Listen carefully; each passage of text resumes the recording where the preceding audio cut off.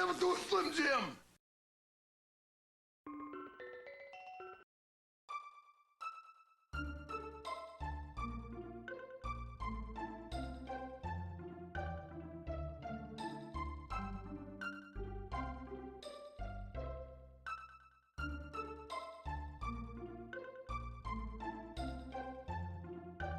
Never do a Slim Jim.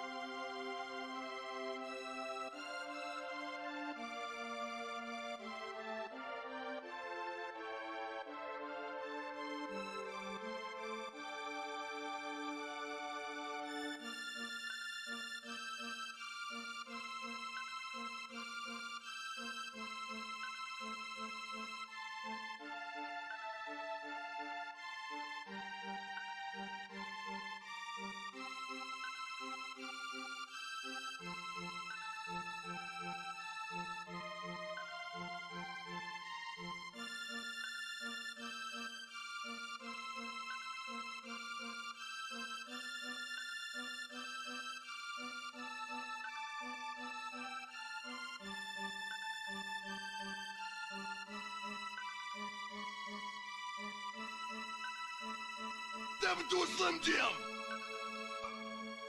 What the hell's this? You can't see nothing.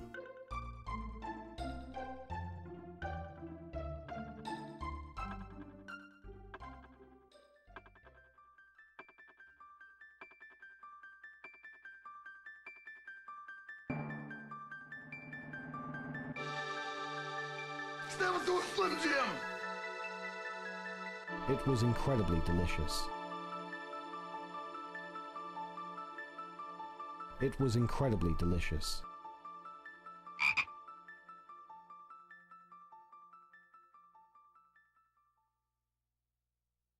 What's up, Pikachu?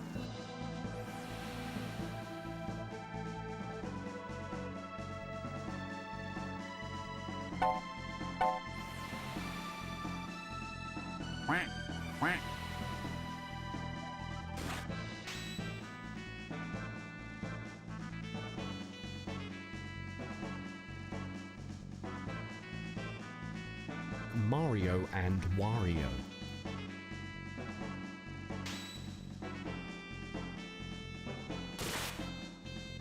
I think that tofu saved my life.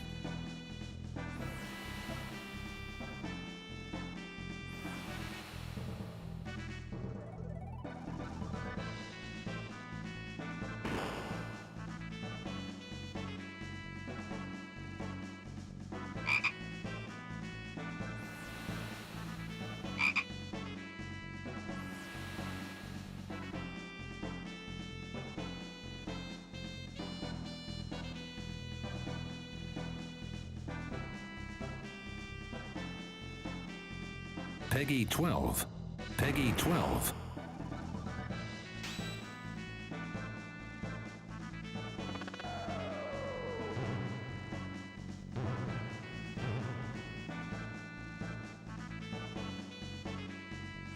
That is not a toy.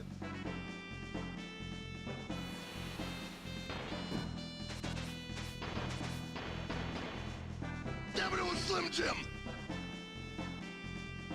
You know excitement? You know excitement?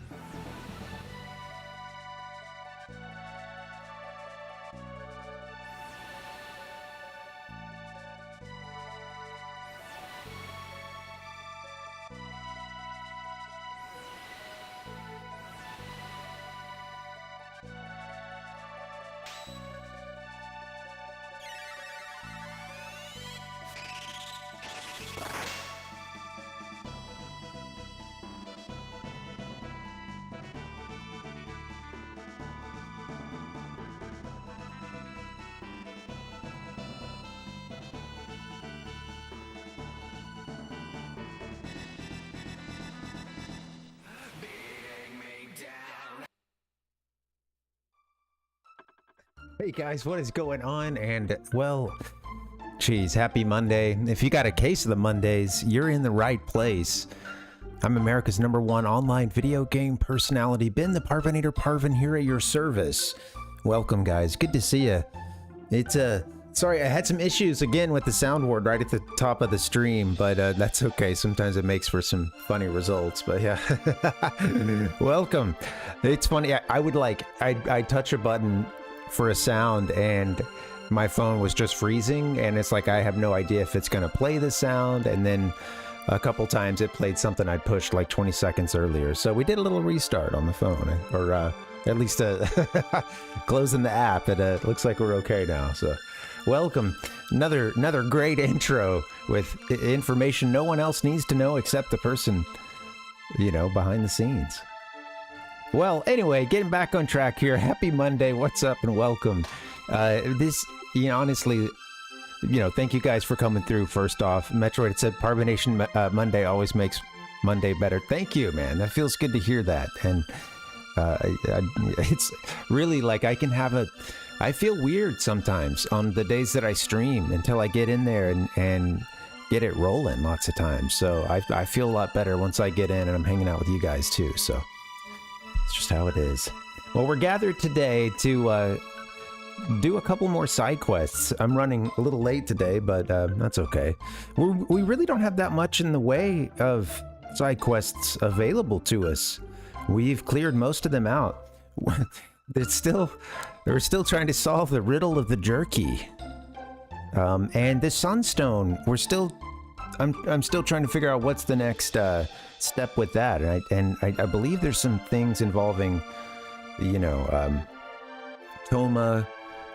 Is it Toma the hero, right? And Tata's the kid or something. Yeah, I think that's how it works. But yeah, Toma, there's something involving him, and then we've got to finish Frog's side quest with, trying to face down the ghosts of his past, which is a phrase, some rewording or restatement of that has been used in at least 3 or 4 go live notifications that I've done. So this one's aspirational. I'm hoping we actually we can actually help Frog face down the ghosts of his past.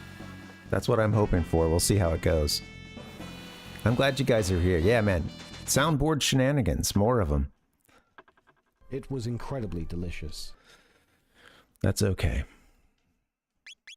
All right. I hope you guys had a good weekend. What have you been up to?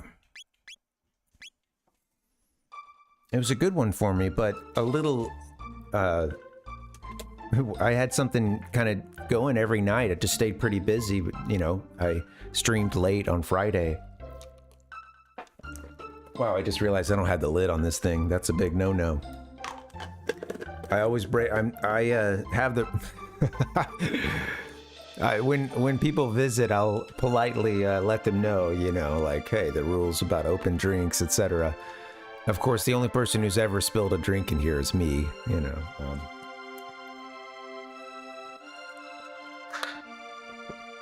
So that's just how it goes. But yeah, I was a little busier than I am some weekends, because we streamed late on Friday. That was fun. Played Mario 64. And I really enjoyed that. That was a good time. The only issue is I was having tech diffs before that, dealing with all kinds of technical issues and difficulties. And we got a late start then, so I was like, man, this is Friday. I need to ride this out. I need to play this game and celebrate getting through the week a little bit. It was kind of a weird one, so that was fun. So, Friday night, I didn't finish that stuff until like 10 o'clock my time or something. And it's like, oh shit. Or 9 something. I don't know, 9 something. But I was like, at that point, it was like I'd kind of just, like when you're running on excitement, and I'd had some coffee like earlier in the afternoon and stuff, and then it sort of just got to the point where it's like, oh yeah, I probably should have eaten like a couple of hours ago, and you don't really necessarily feel it, but you go, you have a pretty good crash. And I hit that after the stream on Friday. Like, oh man, yeah, I should have eaten a while back. at least had more snacks during the stream or something. Yeah, so absolutely, Metroid. Yeah, I think we were talking about this, like having issues with this or that platform, and yeah, you know, on my end, I'll often never change something, and you know, I'll come back and the same program doesn't work again, and you know, it's I know that there's a lot that goes into these programs, OBS, etc. I think lately my issue has been with the Stream Deck more so than OBS, but even that program will sometimes just it'll be working, and then suddenly I'll go to like double click an element, and you know, just like to, you know, I'll often just double click to like go into the properties of an element or something, and then it's like, yeah, kind of exactly, there's no telling what could have happened, or and then, you know, but at a certain point I go in and I just want to like double click on an element and change some aspect of it, and then it's like I can't do that. I can't right click and see that big menu that includes transform and all the other stuff I would want, you know. It's just like nothing is clickable anymore, and everything has a weird box. Like suddenly the windows for everything are different, and that always just, okay, there's no fix other than to just stop the program and turn it back on. And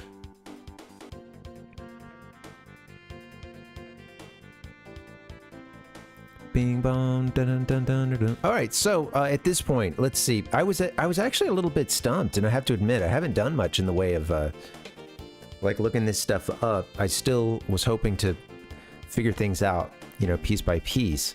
But I think one of the last things we did was, you know, okay, well, I know we fought Yakra, you know, again. Man, what is it about these chancellors? And, you know, being, I don't know, either having their position taken over by, or they themselves being these demon spawn. It's magic monsters. At last, at last. At last, the mystics shall have their revenge. 1000 AD is sparsely populated.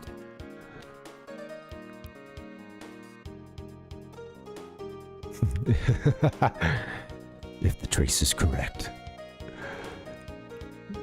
Yeah, the magical mystery monsters. Totally. Lurking in the shadows. Seemingly always kind of, you know, at the highest echelons of power.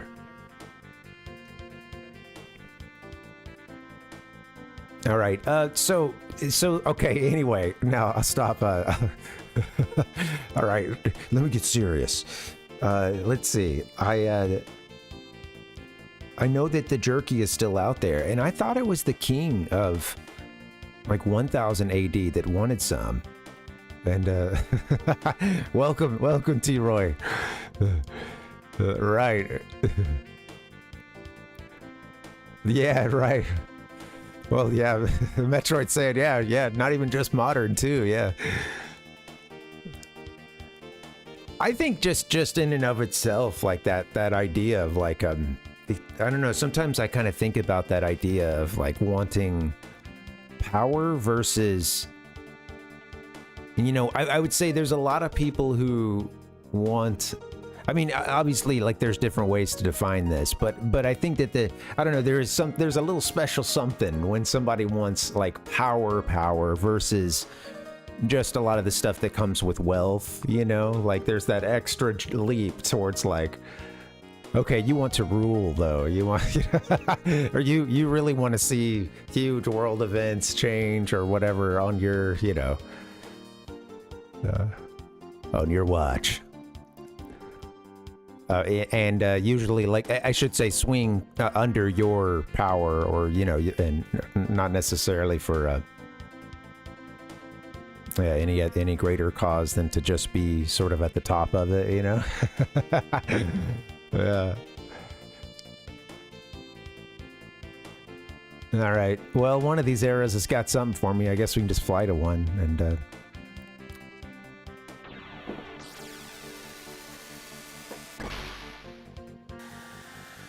Exactly. Just having wealth and comfort isn't quite enough. Yeah, yeah.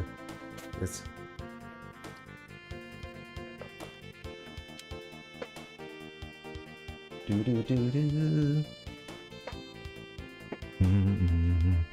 I think that tofu saved my life. How you guys doing? Welcome, welcome.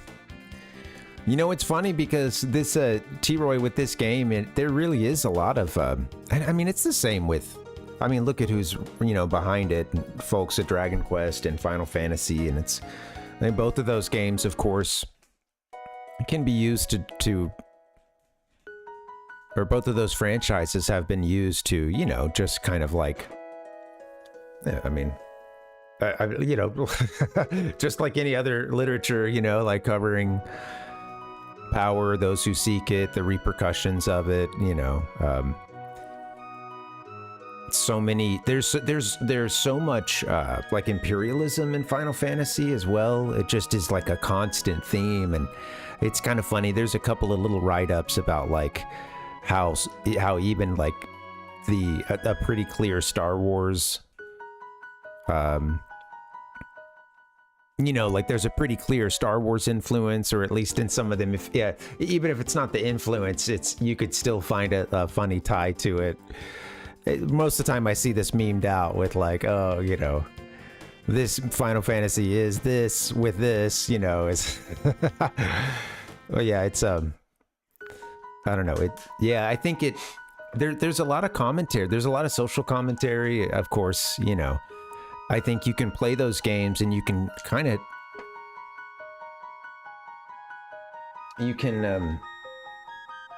and it's not always, you know, obviously there's nuance to it. It's interesting because they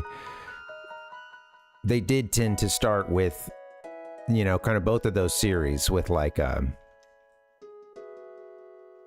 you know, the clear fantasy, clear bad, clear evil, you know, kind of thing. But it didn't take very long for there to be like elements of nuance and elements of like power versus just that kind of sort of simplistic, you know, fantasy world of it's, you know, the bad versus the good. And not to say that like the games don't usually, there's still not like a side that's just probably pure evil, but I guess what I mean is they did a decent job of like adding nuance to it. And yeah, exactly, like in FF7, adding some nuance to like the heroes as well, you know. You know, that's really bold stuff, you know, what's going on in that game. I just started replaying it again with my partner. It's her first time, and I haven't played it in several years. And haven't beaten it in a little bit longer. But I've been through it a few times. It's just, it's been like probably 10 years or more. And it is, man. It's so good. It's really so good. It's such a crazy opening, yeah. And I like the remake. The remake did it justice and added a little something to it as well to kind of show how far the tech has come. That I thought I appreciated the intro for the remake as well. Great music, yeah. But just, I mean, you know, remake aside, FF7 is just fine. You know, had there never been a remake to me, but it's a. Yeah, it's such a great game. T-Roy said if I learned anything about cultural commentary from old Square games, it's that you should probably kill God and never trust anyone over the age of 25. Yeah, well, yeah, exactly. If they got the white hair over the age of 25, yeah. I'm just saying, they might have some ulterior motives. They may have been born on another planet and or, you know, been sort of raised to be some evil emperor type, you know. Yeah, they may want to just destroy everything ever, you know.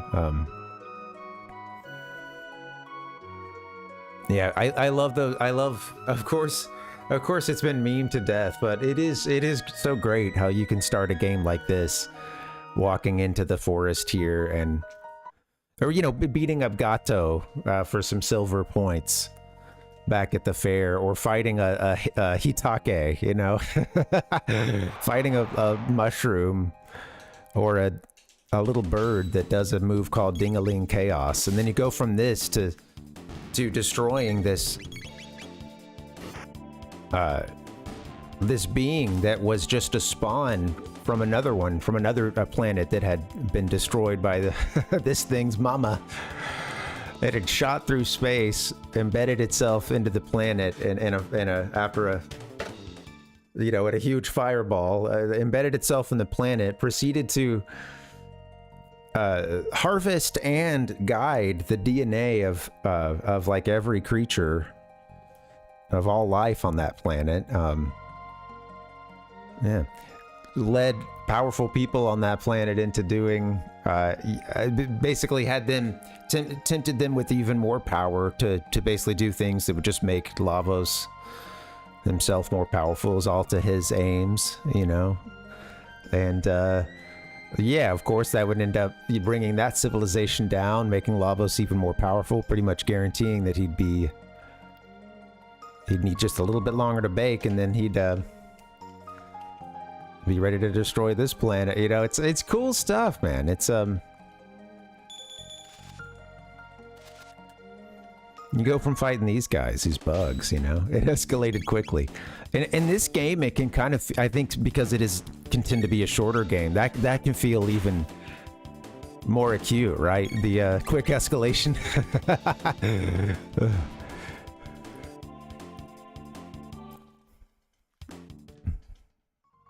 And they're still so cute too. This game runs such an interesting line to me. I don't know if you guys have. I'm sure you see it, of course. I mean, we're kind of talking about it anyway, but it's aesthetic. Kind of, there's a level of cuteness throughout it, and it does feel a little more anime than even some of the other JRPGs from, you know. Of course, that's the Toriyama effect. You know. Dragon Ball gets a lot of that too, of course, but yeah. Same artist. Yeah, totally. Yeah, that thank you. That's what I was trying to get at, was although very cute, it's there's really, I think Dragon Quest and yeah, because of Toriyama, you know, Chrono Trigger 2, it's really good here at yeah, writing that line of having these cutesy characters that still do a lot of, you know, there's still a lot of like, you know, something bad will happen, they'll usually still give you a little comedic relief. The game never takes itself too seriously. The characters turn, you know, face the fourth wall, and you know, there's a little bit of meta stuff, of course. It's fun. I think that's one of the things you can... I think, honestly, that the game wraps itself in that stuff. And, oh, even this dragon here is cute, but then you start to see ones that are even scarier and look totally metal, and, you know, like... but, like, by the end, I think because the game wraps itself in that sort of cutesy exterior, it almost lets you get to those emotional highs that the game gets to. You know, as cute as it is, you know it's a different game when you see Chrono, even way before this, of course, but when you see, you know, when you see him get into that beam and you know, get just totally disintegrated by Lavos. What's up, Broats? Welcome, buddy. Hey, man, welcome. Happy Monday. Just hanging out, talking JRPGs. Yeah, I know, it's sad, right? But you know, it's stuff like that, or that forest scene.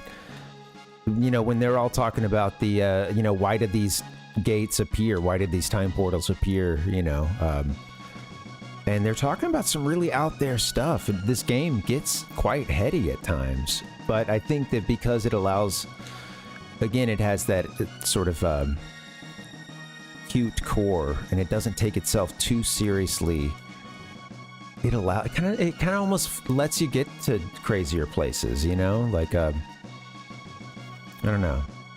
maybe it makes it hit harder. Yeah, hope you guys had a good weekend. What's going on? I saw a couple of movies this weekend. Actually, I saw like two movies, and then I went to this one other showing. There was like a couple of short films that were pretty cool. Yeah, I saw a couple of old stuff. Nothing I hadn't seen before, but we'd had some friends who hadn't seen Terminator 2 in a while. So we watched, or actually his I don't think his wife had ever seen it, but yeah, anyway, sorry, went over there. I was caught up again, just sort of thinking about, it was fun. Yeah, I don't think she had seen T2, and I was like, there was a point when we paused the movie because there was a little bit of confusion. Okay, what happened okay, what is a flashback? What is a flash forward in this movie? You know, I don't think she'd seen the first one, maybe, I can't remember. So I tried to give like a little rundown, which was, you know, harder than it might seem. To try to not spoil things in T2, you know. But yeah. Anyway, yeah, that was a good time. I hadn't seen Terminator 2 in a few years. And you know, I'm not huge into action movies. I'll watch them sometimes. Terminator 2 is one of those that is like yeah. It gets rotated in every, you know, every handful of years. Saw the Minecraft movie. Nice, buddy.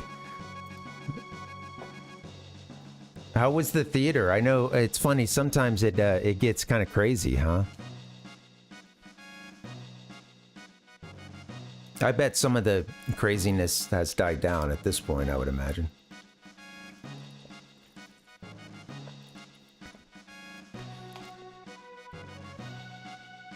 There you go. Yeah, I only had to deal with your own craziness. I streamed it from home. Nice. Yeah, what were your, I'm kind of curious what you thought. I don't think I would really have a reason to watch it very much, because I've never played Minecraft other than some 4-player action with nieces and nephews and stuff. Yeah. Not a fan. Yeah. Sure. Yeah. Sure. Yeah, I've never played the game, and you know, like, yeah, it's at this point, I don't really like, I'm not a huge fan of like games where you spend a lot of time building things. There's no like hard rule on that. Like, it just, that kind of stuff never appealed to me too much. Or even with something like, you know, when I played the little bit of Tears of the Kingdom I played, you know, I was kind of worried because some of the first stuff I was seeing out of it was people building these like huge machines. And I was trying to not see a whole lot of gameplay because I didn't want to have much spoil, but I was worried, like, man, it seems like you're going to have to spend a whole lot of time doing this kind of stuff, but it doesn't, yeah, it does. You can get away with a lot less. Like, I think that stuff's just for, you know, fun and showing off, whatever. Having a good time, getting across the map in a crazy way, laughing at something, you know. Metroid met the creator of Hey Arnold yesterday. That's awesome. Yeah, that's cool. Yeah, I saw your Banjo-Kazooie cart. Yeah, very cool. Signed by Grant Kirkhope. That's so cool, man. That's awesome. Yeah, very cool. That's I hope everybody was nice to you and stuff. And yeah, I mean, that's Hey Arnold is an interesting cartoon. I was just talking about that with my wife the other day, because like I remember watching a little bit of that, but that was like kind of towards the end of when I was thinking about, or when I'm like watching a lot of Nicktoons, I think. I was really into that for a couple of years. I don't know where this jerky is. Maybe or where we're supposed to take it. Maybe I thought a king wanted it, but yeah. Interesting. So I'm catching up now. Rotes said as you got the coworkers making you do Minecraft, huh? What do you guys like? Yeah, how's that play out? Is that like you're together on a server or something? See what each other's building and rather play a survival game and build in that. Yeah, I haven't done a whole lot of that, but yeah, that can be kind of fun.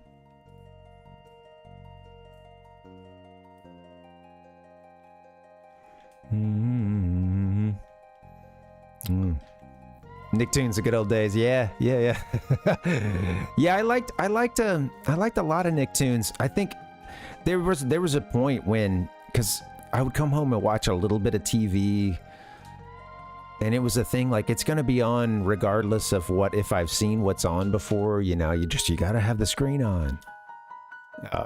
And there was a point when I had like seen every episode of Doug and Rugrats that they were playing, you know. I was like, okay, all right, I'm bored. I can't. I've seen every episode they're showing. Metroid said, I wish I could sit with Craig Bartlett for a couple hours and just ask him questions. He has so many great stories. Yeah. That show had a lot of heart to it, and I think that'd be interesting to meet him. That show had so much heart to it, and I know that it meant a lot to a lot of people, and it had a lot of, you know, when you do kids cartoons like that, and obviously like there's stuff that can be age appropriate or whatever, but I don't know, I think of like how that show did a good job of having a fun narrative that I think taught some good lessons, you know, and was clearly like part of what they're trying to do was, you know, to teach kids to meet people on a one-on-one and to you know, like I mean, there was so, I mean, just look at his house, like the situation Arnold grew up in, you know, and like I think teaching people to, yeah, you know, don't assume things about folks, meet them one-to-one, and you know, you live in a world that has a lot of people coming from a lot of different places that speak different ways and have different viewpoints. Ah, let's keep this Parvinator party going. Thanks, Kat. Thanks, man. Thank you for the sub, buddy. Yeah, we're talking Arnold from Hey Arnold. Yeah. Metroid got to meet the creator. And, yeah, thanks, man. Yeah,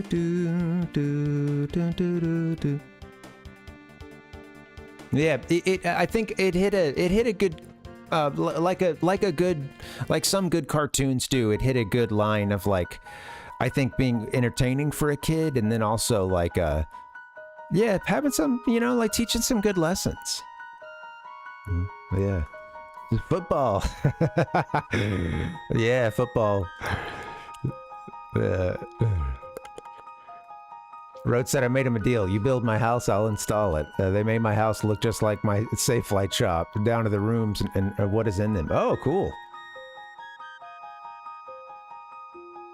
Oh, nice, dude. Made it to spec. Very cool, man. And do.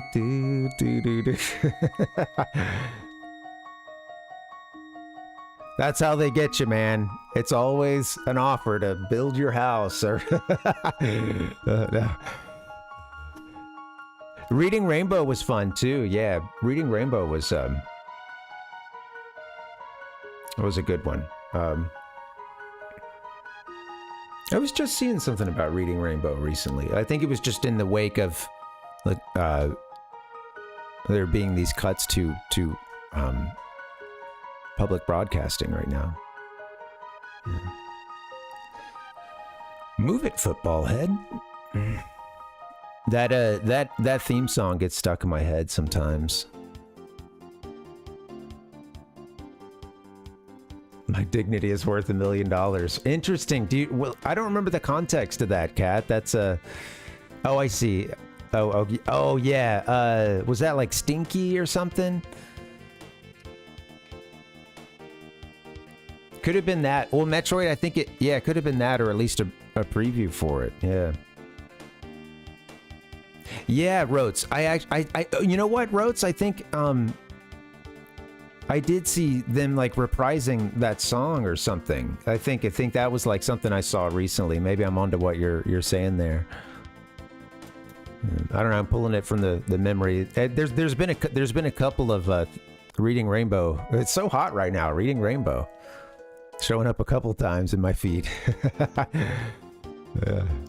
Needed to do a stupid dance on TV for $1 million, but ultimately refused after talking to Arnold. Damn.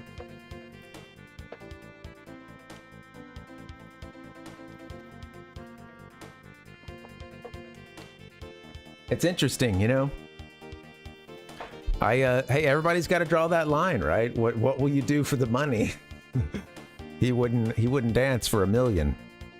Do the goofy dance. But then again, maybe he hasn't already burned all his dignity.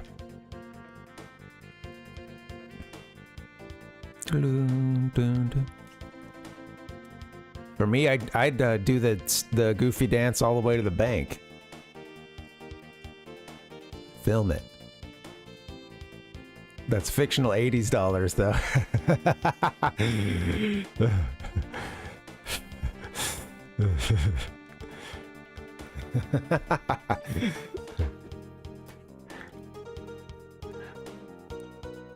Give me $1 million to give me $1 million to go on Eurovision.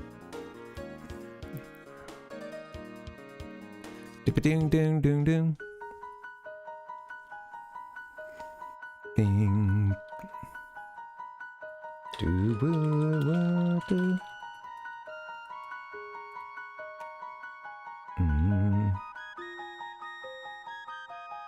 You know, I had to look his name up, but once I saw his picture, Jim Cummings, I instantly recognized him, and yeah, yeah, totally. It's just the name I didn't know, but yeah, it's funny.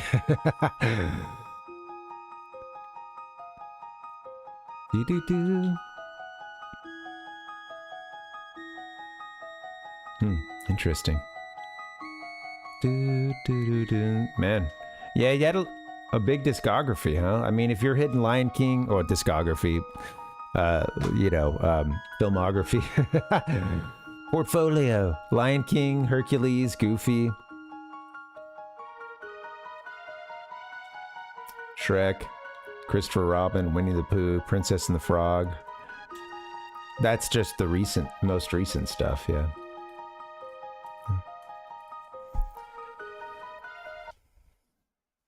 Yeah.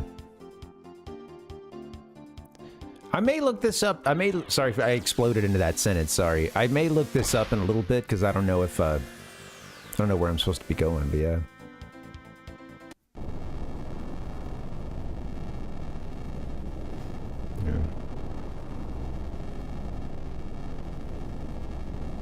I know I've learned about Jim Cummings before. I just, I'm just bad with names. What did I do? Did I go into the Black Omen? Oh, I went to 1999. Well, that's not what I meant to do.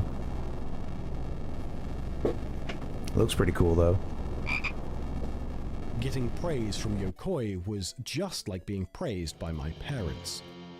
Ding dong.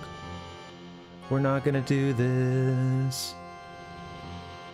No. Alright, guys, we're fighting Lavos. Not gonna do this.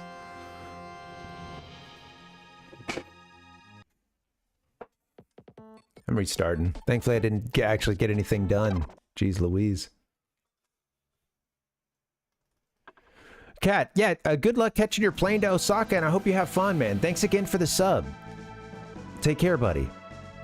And, yeah, man, have a good time. Thanks again. Good to see you.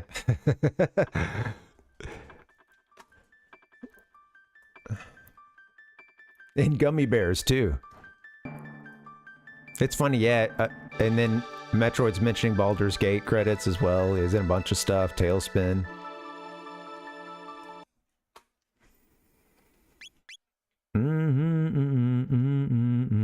Blazing. I don't think I know Blazing Dragons. But what a great title. Yeah, Metroid, that's cool, man. Just a few days until you're taking off, huh? Well, I hope good luck on your trip as well. And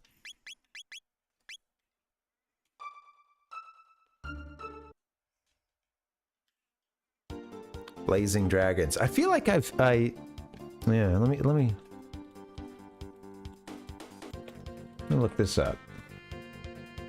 Well, I need to see me some Blazing Dragons. Wow, the art, at least what I'm seeing here. Oh, Terry Jones and Cheech Martin.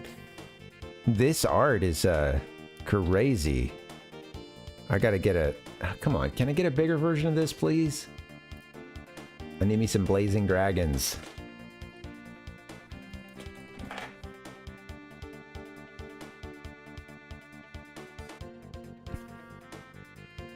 See if it works. Ding dong da da da da da da da da da. Give me some Blazing Dragons.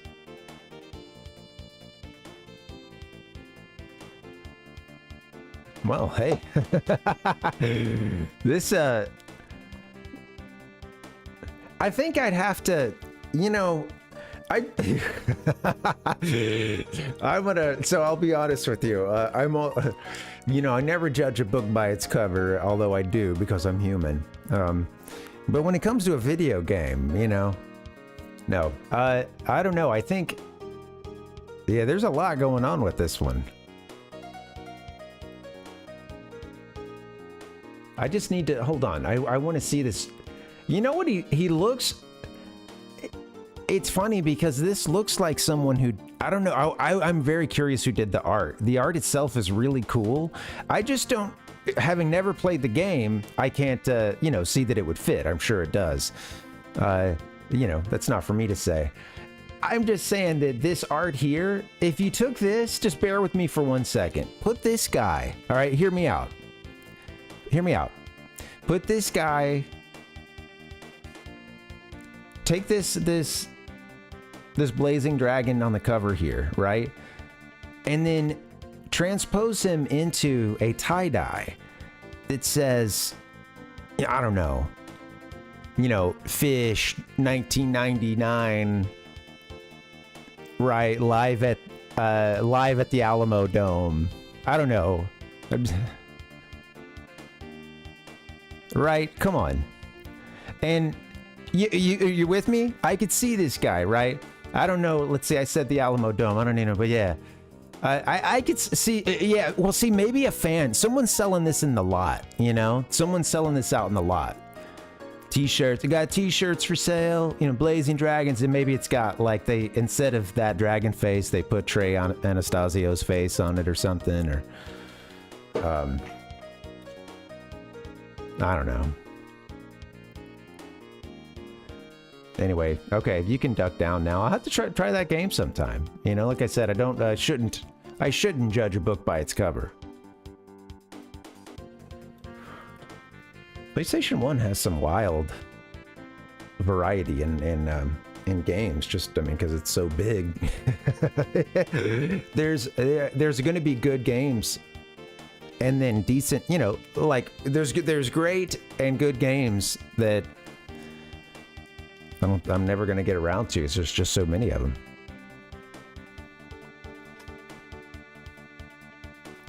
So many games, so little time.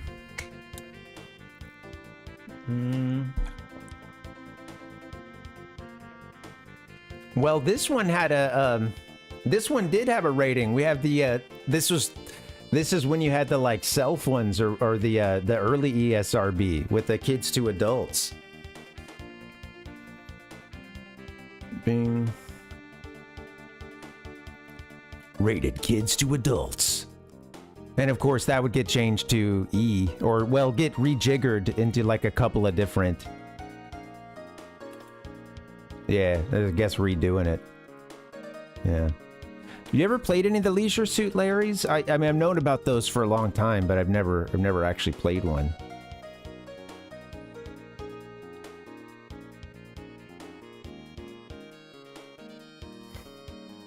Oh, I know what I said.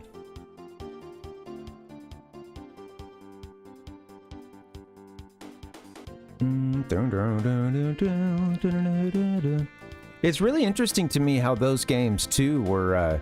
One of them was having an anniversary, or a game like a release anniversary. And I don't remember. It wasn't, to be clear, it wasn't marrying another game and celebrating an anniversary. It was celebrating the yearly release.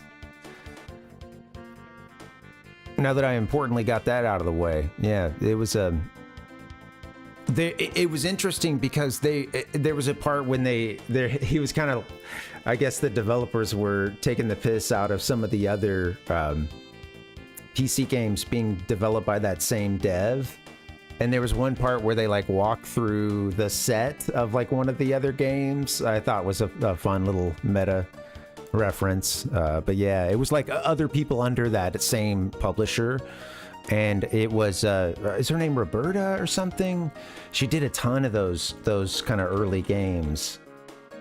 It's not coming to mind. I'll have to, but a lot of those like early PC games from Roberta Williams, yeah.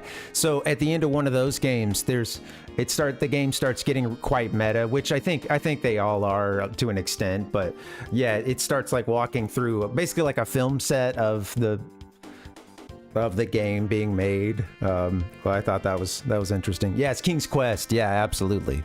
That's it. It's interesting. I don't know, stuff like that. It is kind of in the fabric of game history, or not kind of. It is in there. And those PC, like click adventure. I forget the term for it, but the point and click stuff. It's interesting. Like that.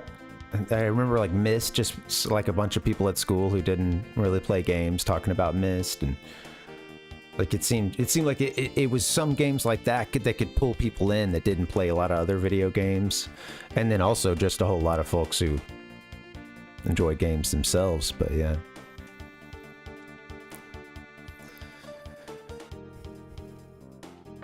Yeah, I never, just like a little bit at school, a little bit of Myst at school. Oh shit.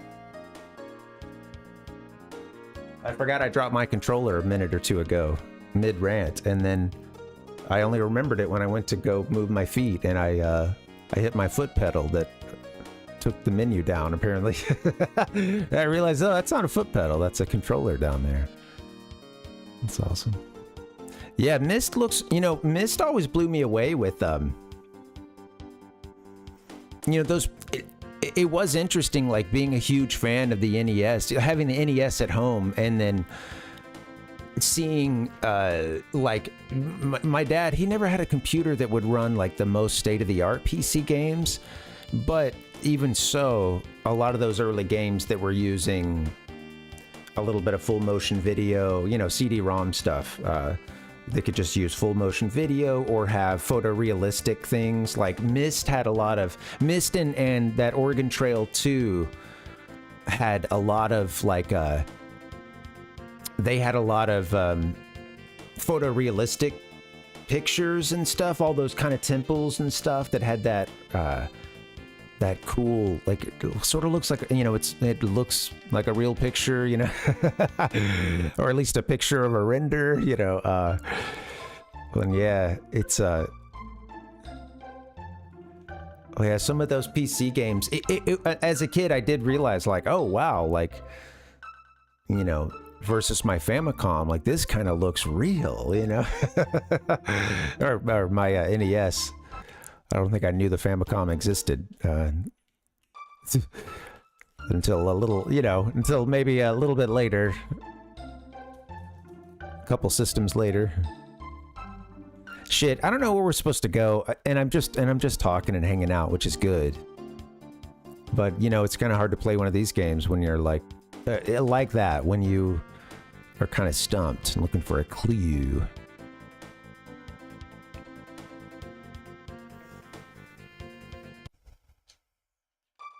You know what? Okay, let me try something.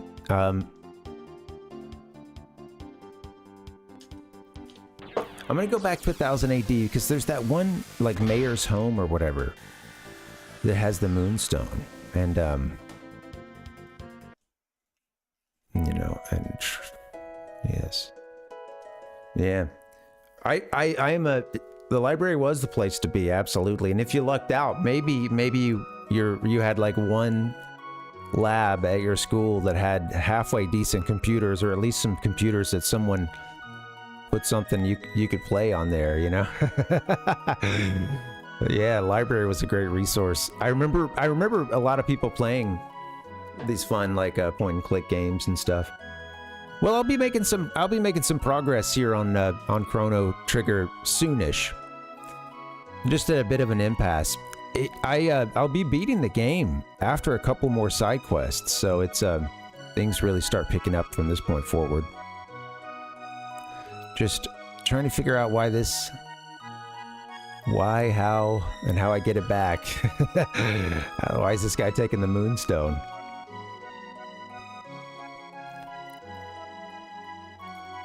Yeah, I used some of those. Yeah, I remember a couple of gens of IMAX, and I think one of those last. Even by the time I was, yeah, it's funny. We had a couple. They redid this at some point, but there was one computer lab that was like still all those same IMAX, yeah, with the translucent plastic. Those looked cool, kind of like, you know, like I mean, that stuff is still popular at this point. Like people try to buy like replacement Game Boy Color shells, and some of these little emulators and stuff will try to do that same atomic purple kind of stuff, you know.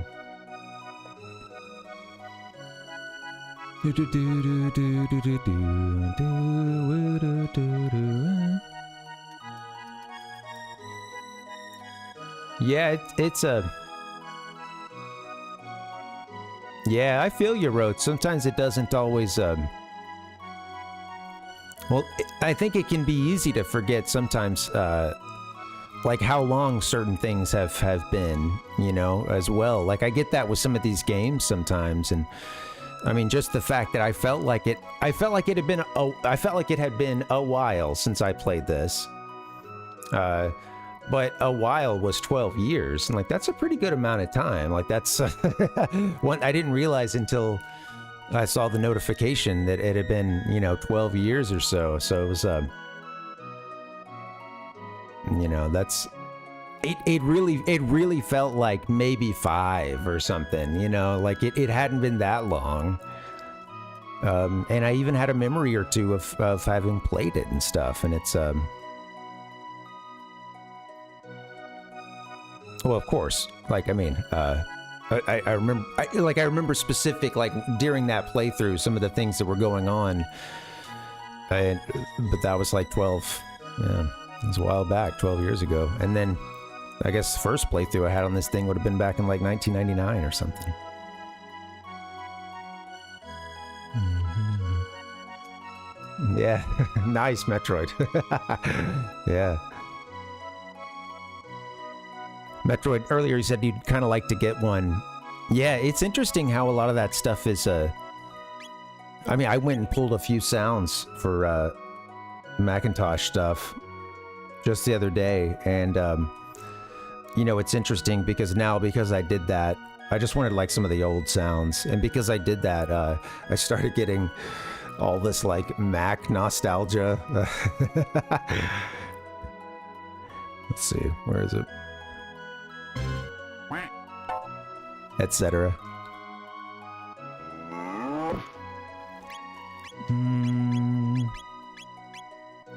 I got in trouble on one of the iMacs because, like, I got sent to in-school suspension one time because, I think that this wasn't even the ones that had the cool. This was the other. We did have another Mac lab actually, because when I was in 9th grade, it was like some older iMacs, and it was interesting because I remember what it was. Someone showed me that you could, like, you could create duplicates and like duplicates of the hard drive and of the trash, etc. That, and you could make it so that they wouldn't do anything, or they would, you know, not be. I don't know. Like whatever I ended up doing, I made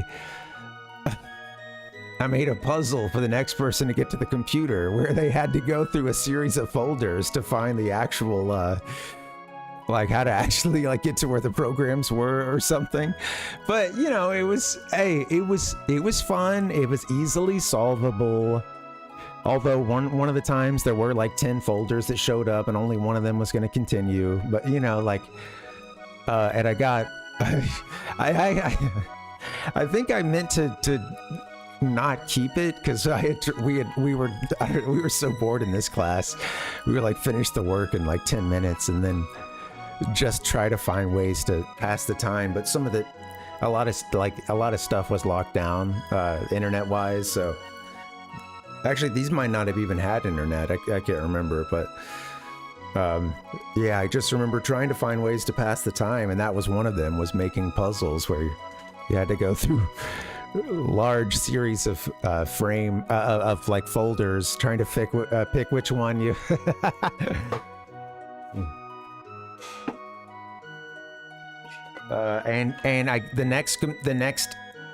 the teacher that was in there the next period was like not normally in there. It was one of these things like, oh, they're letting the English class come in, they've signed up to use it to type their papers. So the kid gets in there, and the kid's just like, I don't know, Miss So-and-so, I can't, it's not working.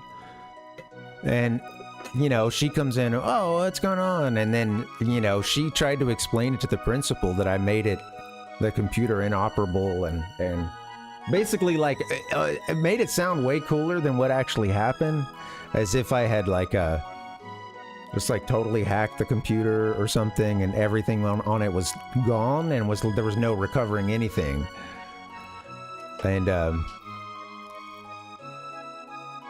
I remember like, no, total yeah. Yeah, total hacker. Yeah, that's yeah, well, yes. So that's probably why these computers, although I think on the other end of the high school, they had some that were hooked up to the net. That might have been why these weren't, Rotes, you know? Yeah, I don't know. Because we definitely would have spent time there, but yeah, it's but yeah, total noobs. She made it sound like I had destroyed this computer, and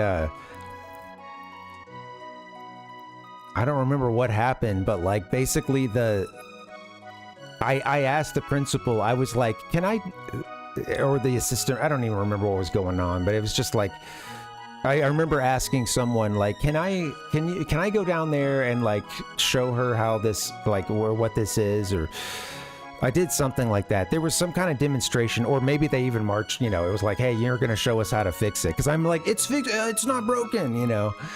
And I think I got marched down there by that teacher and the assistant principal, and then I was explaining what it actually was, and it was, you know, and yeah, so this one, yeah, you would open up a folder, and it would be like, it would just have these joke things, or, you know, it was basically the equivalent of that dumb paper toy where you're, you know, all right, pick a number, 1, 2, 3, 4, all right, 1, 2, 3, 4, you know, you know, there's like one good outcome, which is that you get to use the computer if you find it. And anyway, I got in-school suspension, which wasn't bad, because that just meant going and hanging out with the teacher who was like, the in-school suspension guy was like cool as hell.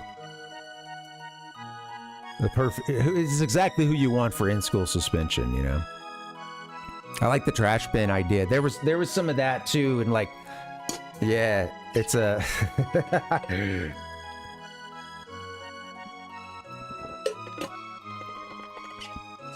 the retro PCs are kind of in right now. Also interesting that people a lot younger than me want to like build an old PC or restore something.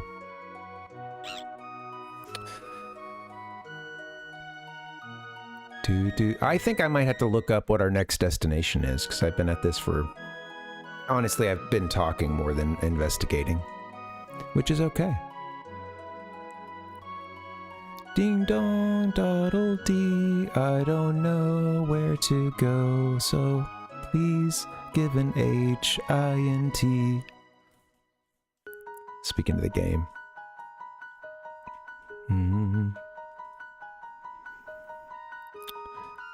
Yeah. Yeah, it's a...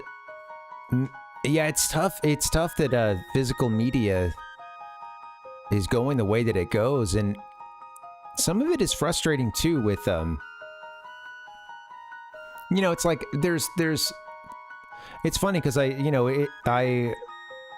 get, of course, reasons why heading towards digital media is good. I would feel a lot better about that if it didn't also coincide with everything moving to a subscription service and there being a, that being more of the reason why some things that could be physical are no longer made. Obviously, there's just more money to be made from selling digital downloads, and then even more money to have that eventually maybe be part of a subscription service or something. And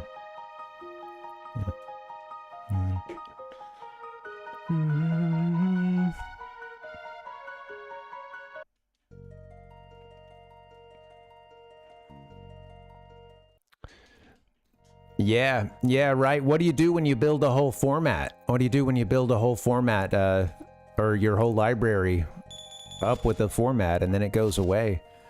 And then there's those moments where, like, there was a format, there was a format, like you're at the cusp of a change, or a couple of emerging technologies are going to have to go head to head.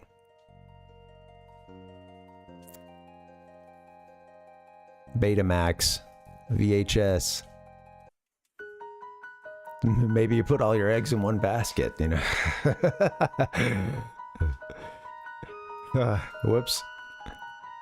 What's going on, man? Don't worry about it. Don't worry about it, Rotes. It's you talk as if you're this like wizened elder sometimes, and I want you to know that a lot of us are old too. It's there's a I know that there's a you're the guru comes out, man. Yeah, I want to let you know you're not that far ahead of us. So. Yeah, I'm only a few years younger than you. I would say the same generation.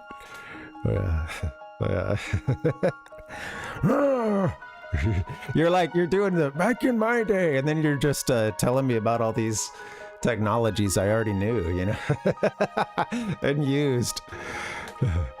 I get the excitement. I just I don't want you to feel old or feel negative, like the negative side of that,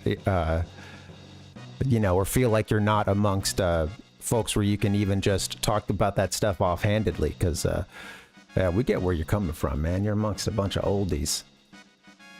And young folks who are into the really into the old stuff too. Yeah.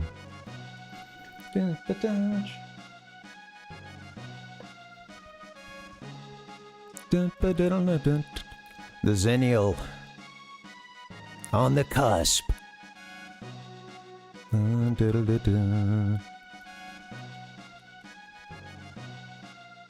No, I didn't even notice it fixed something. Oh yeah, no worries. No worries. In between your phone's autocorrect and me just not being able to read, we're good. Every now and then I'll read a typo as the real thing, and that's just me screwing up. Yeah.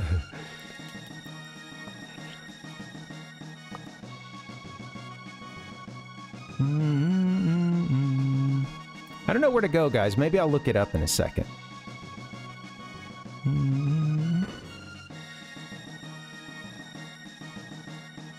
So somebody wants some jerky, but I don't know who, and I don't know what to do about this moonstone. All right, actually, I'll turn it around. In all honesty, if anybody here does know next steps, feel free to mention anything, but you know, you don't have to. I think I'll start looking it up. Actually, let me get another. How old is the? What'd you say you have an S? I was loving this generational, the S24 versus the S5. I'm kind of curious, is the S24 pretty new? My phone is a few years old, and, well, several years old at this point, and it's just getting to the point where it's like, that's cool, yeah. I hear you, though, man. Like, it's more stuff than I need, and I don't really use a whole lot of apps, you know? Like, I truly don't. Like, it's just a few. My camera hasn't worked in a couple of months. My camera app does not work. I go to open it up and it hasn't worked for a couple of months now, so I don't know what this guy S20, yeah, they turn them around quickly. I used to do some training for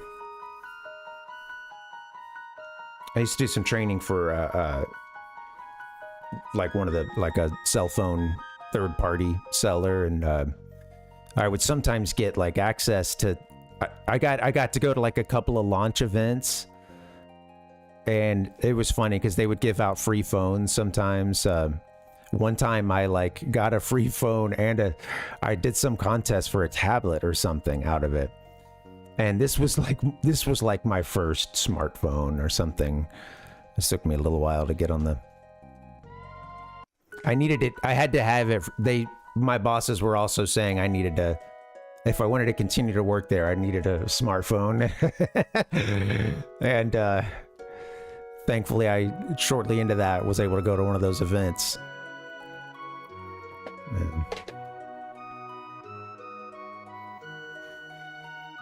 Nice. Yeah, I had a friend who had a pager, but I never had one. Yeah, I remember being around them. My parents had them, and a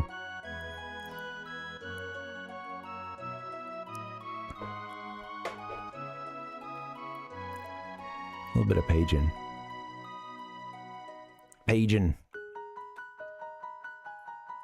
All right, guys. Hold on. Let me look this up. Give me 1 second. Lime green is cool. I bet not only did you feel cool, you probably looked pretty cool sporting that thing, you know? You gotta accessorize. I'm gonna look this up. Give me 1 second, guys. Sorry, I'm gonna take my eyes away for just a bit. And let me go Chrono Trigger side quest.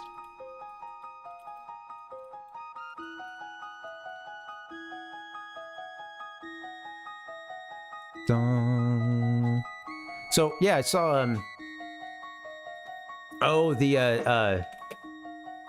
interesting. Yeah, those like it's just the same kind of plastic as those iMacs, or right? Those colored ones. The like Funtastic, right? Funtastic lime green or something. Did Nintendo have an official color name for that one? I'm curious. You know, it's funny because on Twitch, this does look, it looks more affected, and the fog and stuff does look, whatever filter doesn't come through the stream as well. You guys had, a couple people had actually asked about that, like, is it supposed to be kind of blur, is there like a filter on the screen? What's going on right now?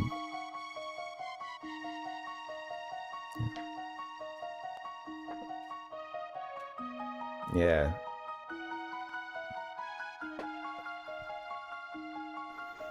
Yeah, it's a... Yeah, it's interesting. I wonder, I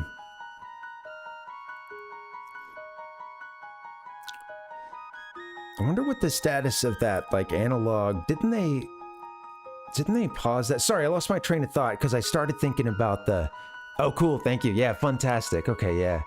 I started thinking about the analog. What do they call it? What's the one that they're making? The 60. They're doing analog. Is doing like a Nintendo 64. I forget the name of it, but it's gonna be like. I think it's pretty good output. What is it, like a 4K output or something? Up to, or at least a HDMI output or HD output. 64 console, basically. Yeah, full HDMI 4K. Thank you. I struggle when it comes to explaining the. I'm curious if when you said that you wondered if they were going to go up in price, were you kind of thinking about that? Yeah, something. I wonder. I couldn't remember if that company had said anything about like, stopping pre-orders. I thought I had seen something on that. But maybe this was just, things are wild with like one day something said, stock market goes crazy. No one knows what the fuck's going on with tariffs. And then, okay, that thing was walked back. But we're keeping the original statement and, walking back the walk back. And I don't know. It's just like, and there's been this confusion and I couldn't remember if Analog was one of the companies that had talked about, hey, this could potentially be a problem or, yeah, they are going for more and more. I see. Yeah, there's just fewer of them out there.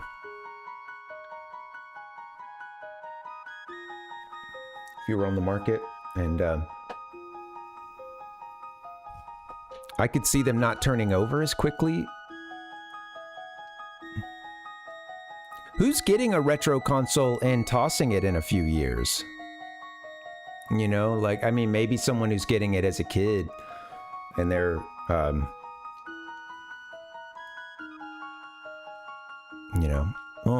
going away to college or whatever, downsizing to a small apartment or something.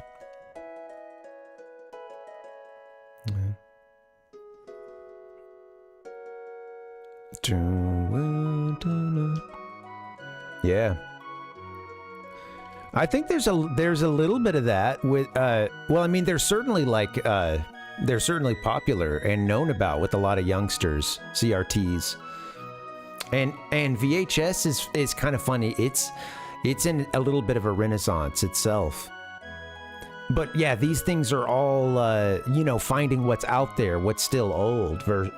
There's very little like new production being done, and but there's some. It is interesting. Like more and more bands will like make a cassette tape just because the margins on it can be. They could be made fairly cheaply. There's a growing number of like young music fans who are getting into cassettes as well, and it's kind of a little punky thing too. You could get some cassettes made for not that much and have them at your booth or something outside a show, and it feels like that's kind of coming in a little bit in some of these sort of music arts, kind of hipster. Younger though. I need a better word to describe it. Yeah, I'm curious. How many, if any, VCRs are getting produced these days?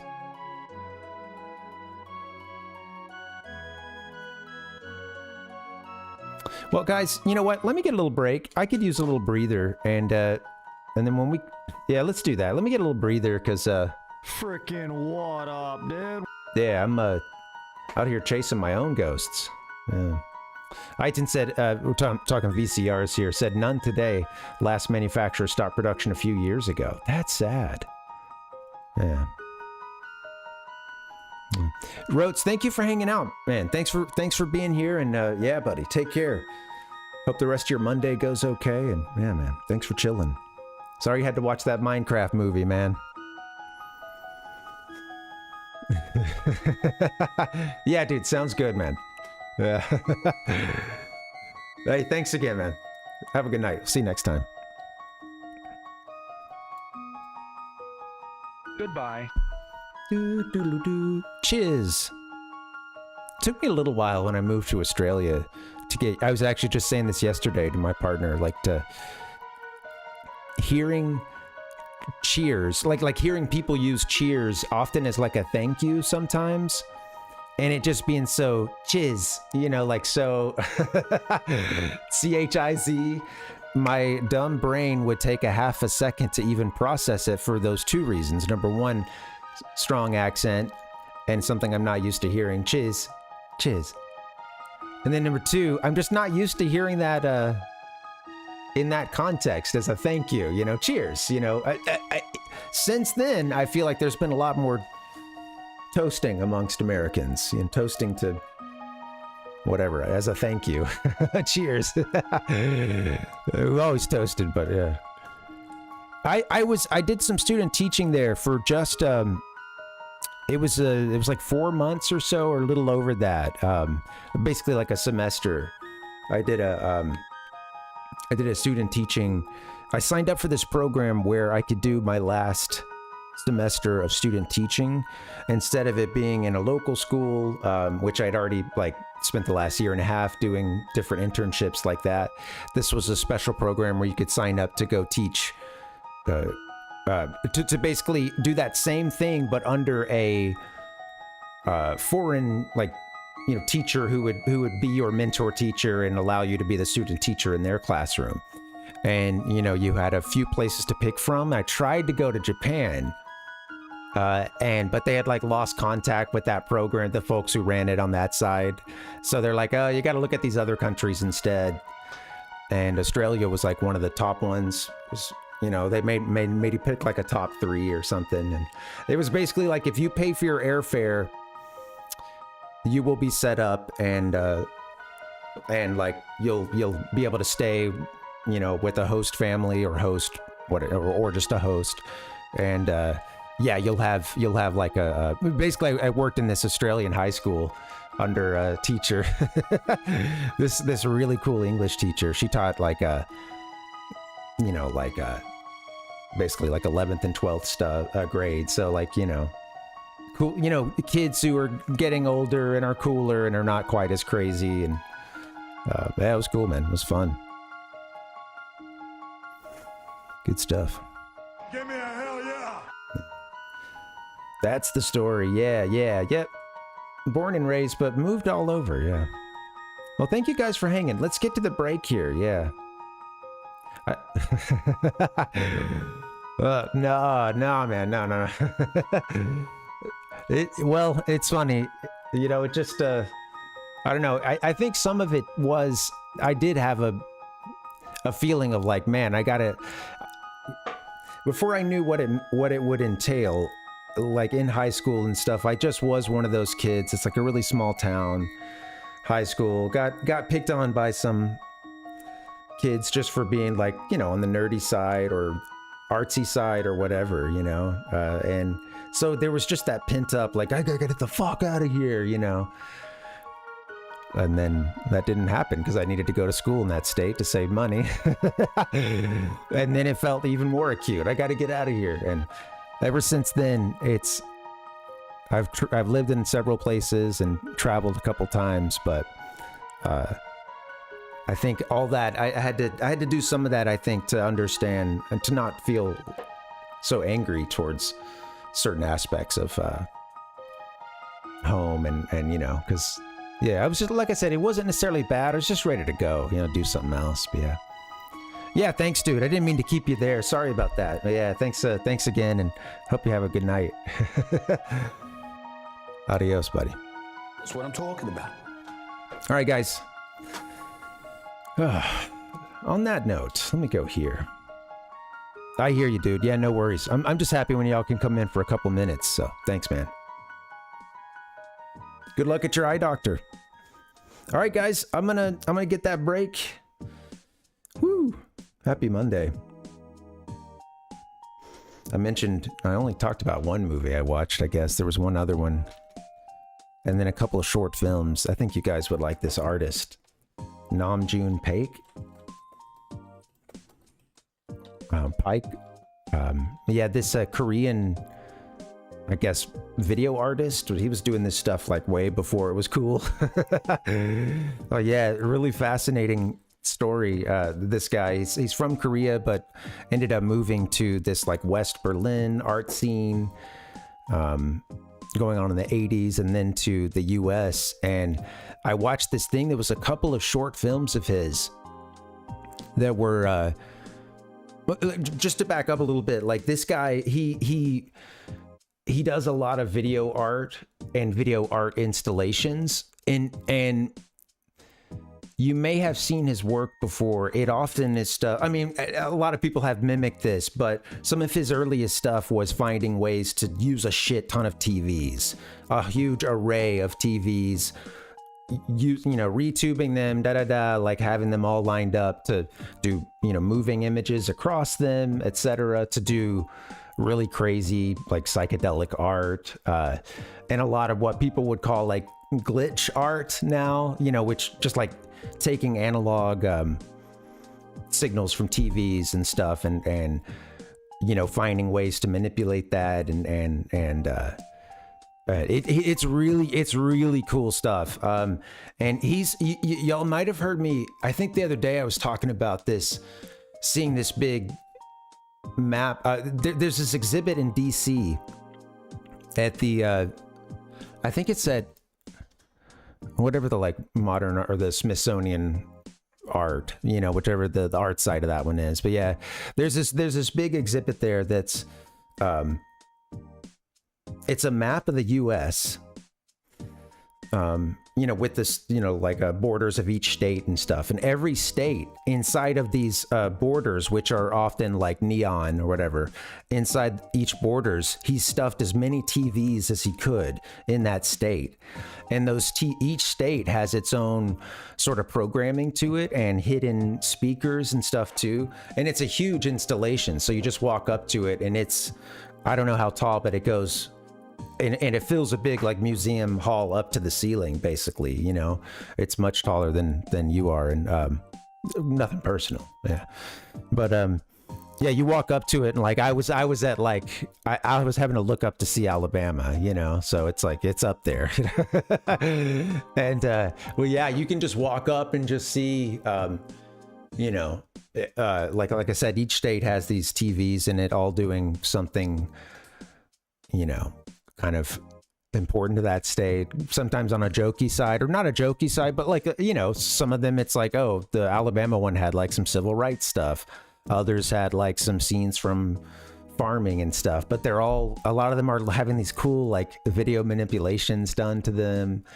And it's the whole exhibit, all 50 states. And it's stuff like that. He also does a bunch of huge like TV arrays, and but he did a few, I'll get out of here in just a second, but just to say he did a few worldwide satellite broadcasts before that was cool. Well, I guess it's still very cool, but it was, a very much a big deal. Like he did for 1984, New Year's Day 1984, he did this broadcast that had a whole bunch of people. It had like, they were basically filming people doing things in New York, like for this program, New York, Paris. I remember Tokyo was there. I think they did something in Seoul and a couple other places, I believe. And it was this simulcast to ring in 1984. And it was supposed to be his answer to it was something like what was it? Like, let me think of the name of it. I'm sorry. He mentioned the book 1984 and Orwell. Let me see what it is. It was supposed to be kind of hey, we're here at 1984. What if we can make this future better and brighter, a better 1984 than George Orwell's? And it was kind of that answer. It's called Good Morning, Mr. Orwell. I'll put it in the chat for you. But it's really, it's crazy stuff. And it's interesting because I'm realizing that this influenced a lot of the like stuff that I'm into. If you've ever been to anything like Tim and Eric or Eric Andre show, any kind of editing that Doug Lucenhop or Vic Berger or any of those guys do, that's very psyched out. It's very sudden jump cuts to something else, and that being intentional. It being very like avant-garde or sort of, you know, yeah. Again, like so many aspects of that broadcast, they would be showing something and it would cut mid-sentence, and that would be totally intentional.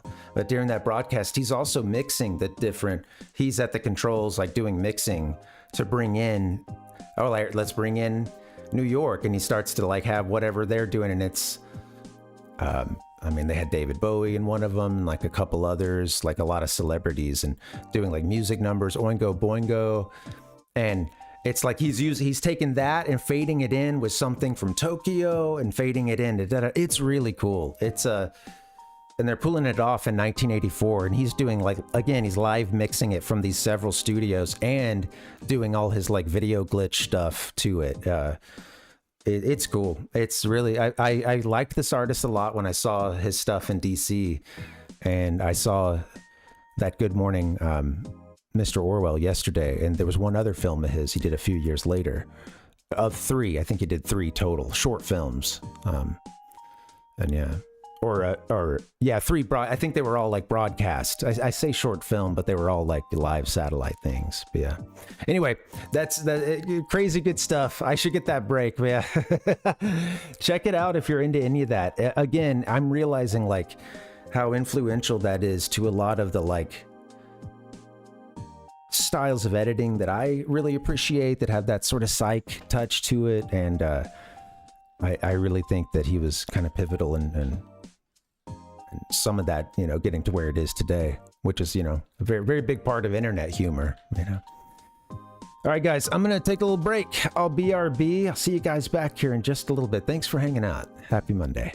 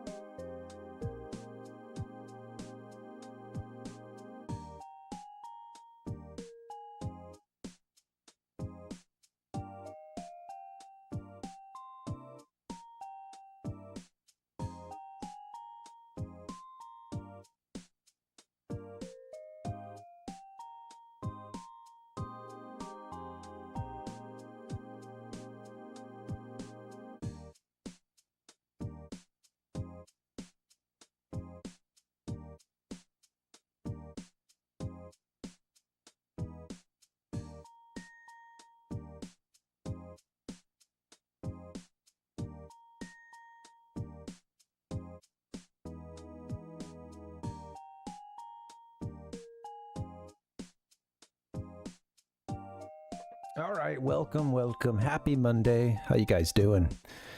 Ooh. Never do a Slim Jim. We're here. I'm trying to snap into a Slim Jim. I'm trying to give somebody the chance to snap into one, or at least some jerky. This is the Jerky and the Frog. It's the title of the stream. And so far there's been well, I need a lot more jerky and frog and a little less talk and a lot more jerky and frog. Or more talk plus jerky and frog. It's never the talk that it's the problem. Except for right now. It seems like it's a problem right now and I should just stop doing it. You know excitement? Alright, I want to look this up. I want to see where we're supposed to go, because I don't know. So give me 1 second. I'm gonna stare awkwardly. Is he looking at the camera? Is he not? I don't know. It's a weird angle. Let me take that weird angle for just a second, and I'm gonna see if I can figure out what's next. I think, so one of the things we're working on is the Sunstone. We've killed Son of Sun, so what's next? In this new timeline, the mayor is a much more generous guy. Oh, no, we haven't had the generous mayor yet. Okay. Yeah, what gets us the generous mayor? Go back in time to okay, after the jerky. Go back to 600 AD to the elder's house, which will one day be the mayor's house. Speak to the woman across the door. She'll tell you she needs some jerky. That's just the hint I needed. Mayor's house, but 600. Is that what they're saying?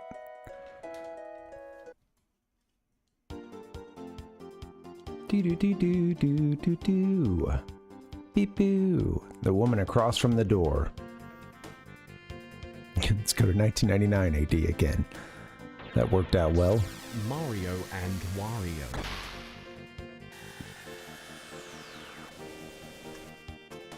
Oh, if you guys want a good, documentary to watch on a brilliant mind,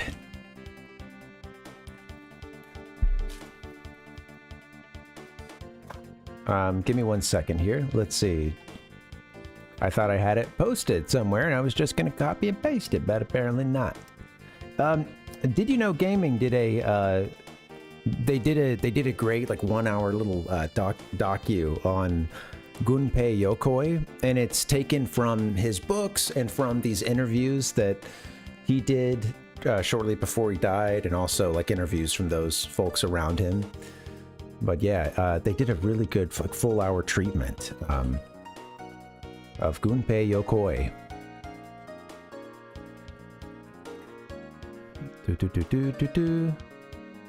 Let me get that for you. 1 second.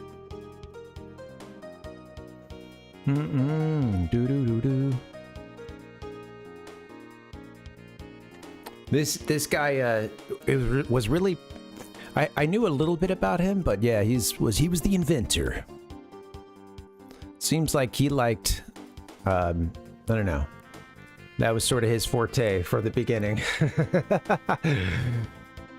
The gadgets guy, and it's interesting too because it did mention like, well, he didn't know how to code, but he was great at using a philosophy that really helped Nintendo, you know, well, make a ton of money and take over the world. What is it like? How's it often translated? Like think laterally and use withered technology or something, or using withered technology, using older tech that's reliable and cheaper, but finding new ways to use it, being kind of inventive with the system, or you know, bring something new to it. And of course, yeah, he invented I think he's like headed up the teams for the Game Boy and for the Virtual Boy was, I think, his like last big project at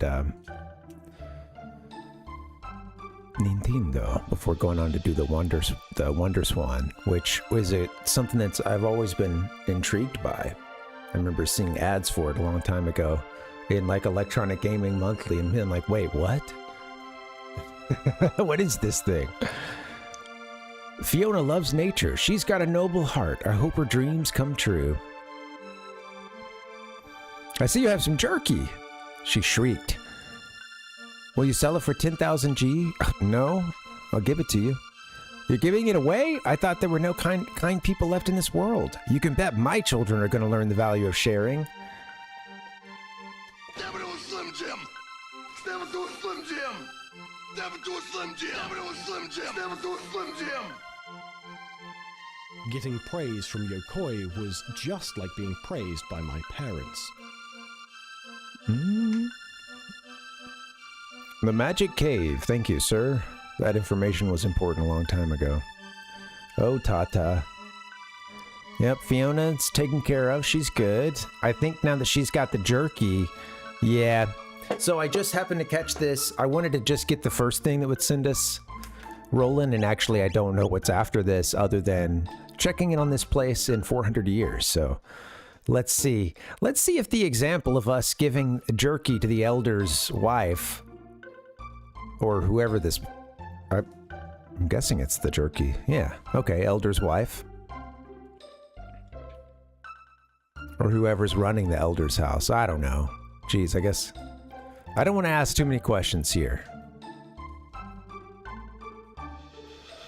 Anyway, I'm going to take... now that they've been given that jerky, apparently this lesson is going to be passed down for the next at least 400 years. And... these guys are going to have learned how important it is to share with people, to give to those who don't have something, and to also give without expecting something in return, how that can actually be a blessing for everyone, you know.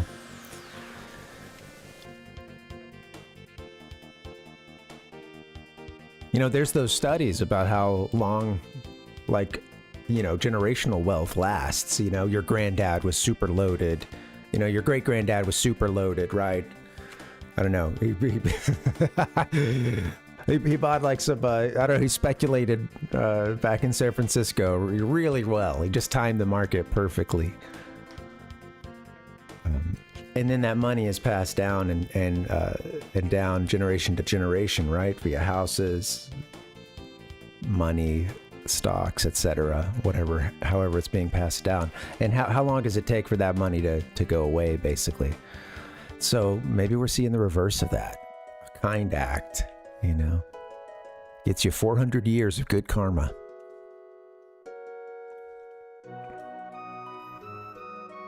Okay, so when we were just here, the husband was too greedy, right? And now she wishes he were a little less generous. The person I like the most? My dad, of course. It was replace love with hate, and it was dad before this. Again, replace love with hate.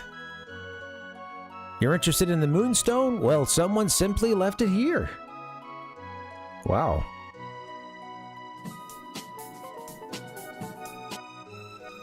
Seems important to you folks. Why don't you take it? Thank you. This guy's ripped. This big, powerful guy. The person I like the most? My dad, of course. So we just got the moonstone, huh? Share and share alike. Help the needy. Thinking about making that the town motto. Go for it, buddy. I wish my husband were... Just gonna keep reading these statements over and over again. I wonder if those kids still love their daddy. Everyone thinks dad's generous. Does that mean they think he's cool? Who knows?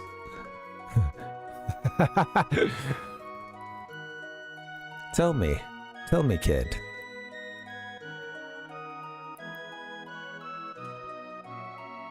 What does cool mean? What does generous mean?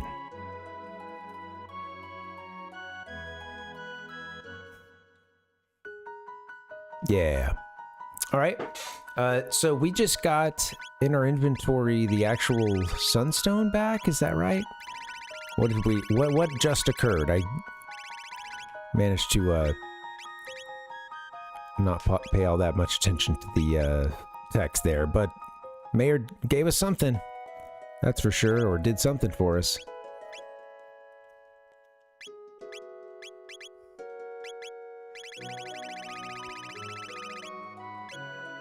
Moonstone. We gotta go recharge the thing again, huh? Is it gonna be safe this time? Let's see. I thought he gave us the Moonstone, but I think some of it being that it was the Moonstone. Oh, does it just need to keep charging? From this point forward, I guess. Okay. I think that's what's happening. Guess that would make sense.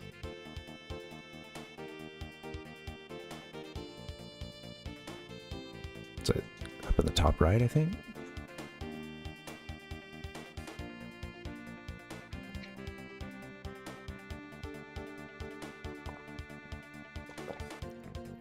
It's lid. Are we just gonna leak or what? Was that a one-timer?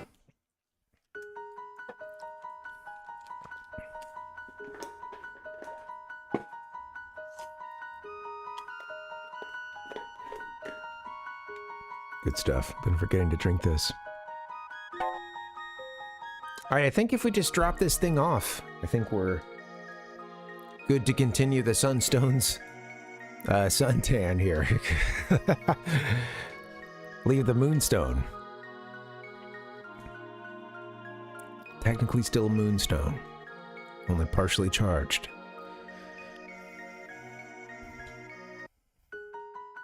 Alright, I think at this point we can head to the future.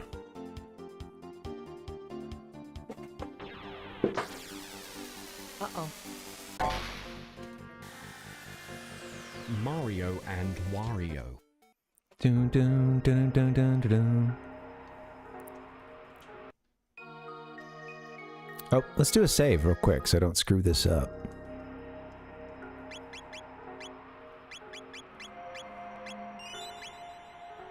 The future. What the hell's this? Oh, did you see the flash there as we came in? Oh, it's a nice little effect. Wow, the sun! Luca, maybe use. Bring Luca here.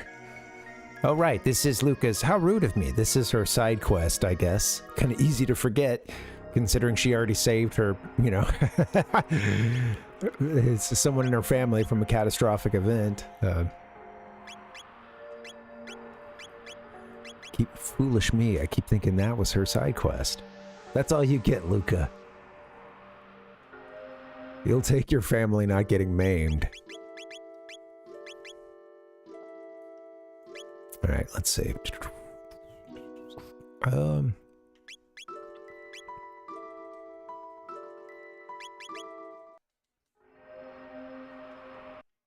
Ayla's like, wait, don't take me out. Come on.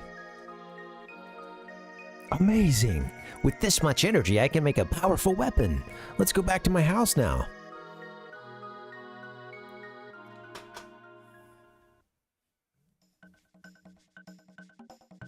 Oh, we get some delightful Specchio.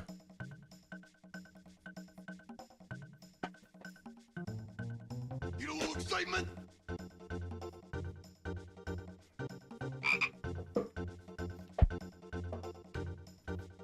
Damn it, it was Slim Jim. Do do do do do do do do do. I'll modify the Sunstone to extract its energy. Then we'll just vacuum. I can't do that. Then we'll just. They're not gonna do this, but yeah, they could just give Luca the like absolute worst voiceover, you know, and just truly make her very, you know, very, you know. No, you didn't. Welcome. Friday was the last one. Yeah, Mario 64 was the last time we were together, hanging out, everybody, playing some games. Happy Monday. How you doing? We'll just vacuum pack it into a cartridge. I like the sound of that. Never do a Slim Jim. Do do do do. Man, it's finished.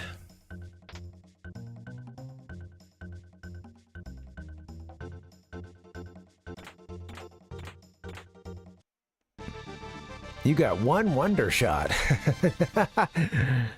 I'm like, is that cool? She just used this priceless artifact here, this natural energy source, to create her ultimate weapon, the wonder shot. What the hell's this? Sometimes I amaze myself. It's not the first time Lucas said that. Take a look, Luca. I borrowed a bit of Take a look, Luca. I borrowed a bit of the sunstone to create something nifty. You got one sunshades. It was incredibly delicious. Thank you.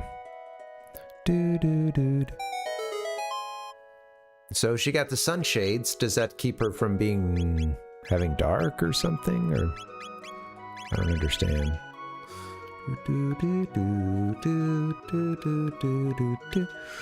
All right, you get the wonder shots. Damage can vary. Well, that doesn't sound that great, but as long as it varies around a nice high range. Oh yeah, we got those prism helms. That'll come in handy. That'll come in handy. Yeah.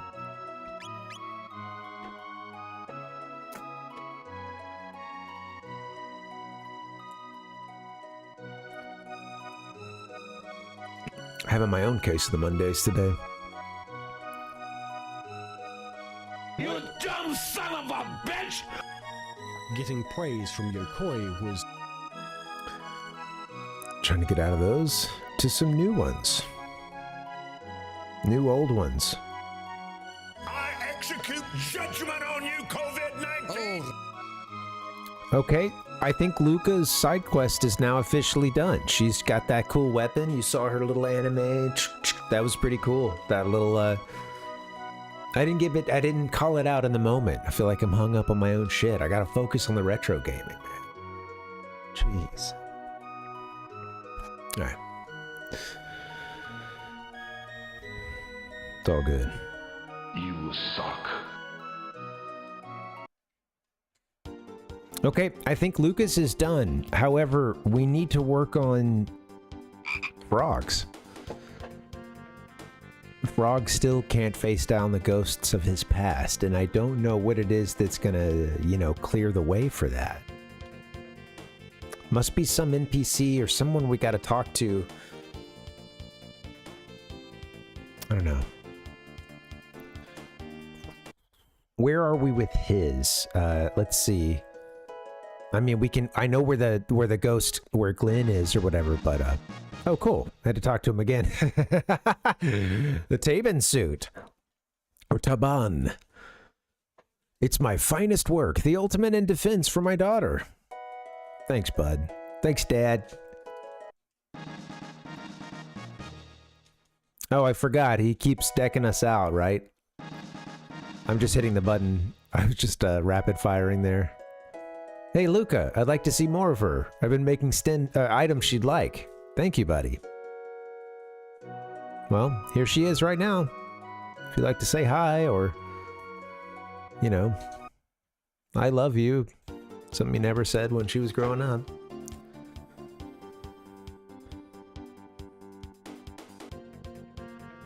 Sandshrew! Where are you? Okay.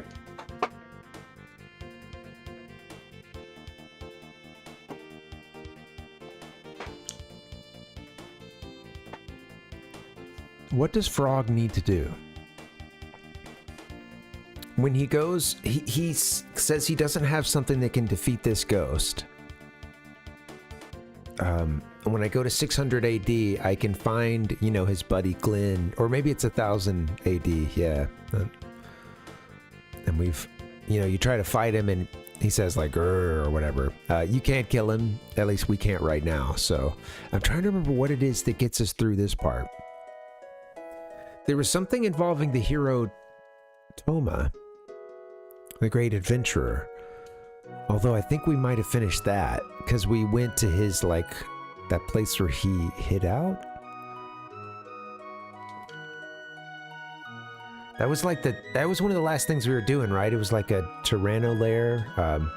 You know what? We're towards the end of this, and I've been kind of poking around for a couple streams at some of this, and I'm just not remembering where it is we need to go. So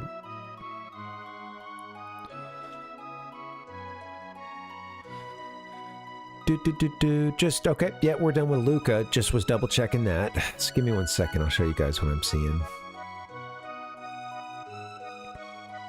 The fated hour, yes it is time for me to sing a song for ye, and there it is. Alright, give me a second.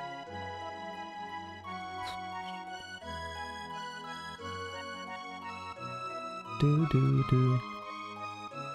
Okay,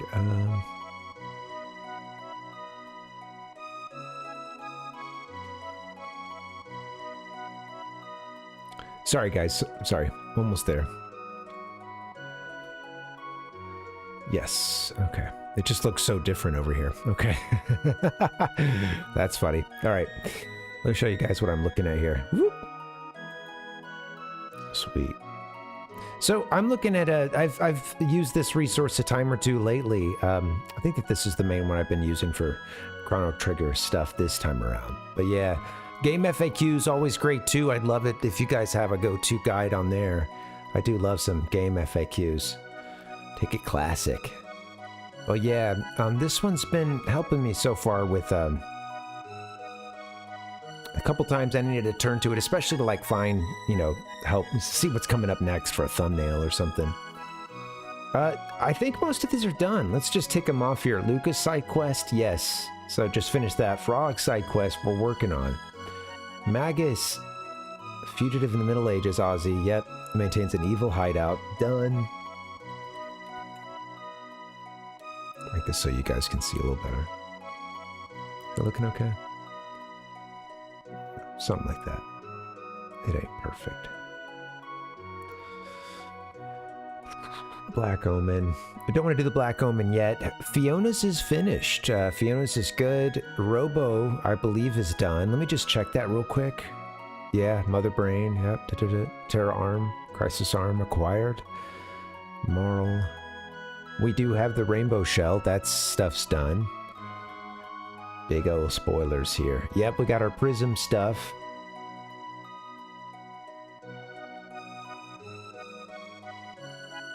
Oh, we're still...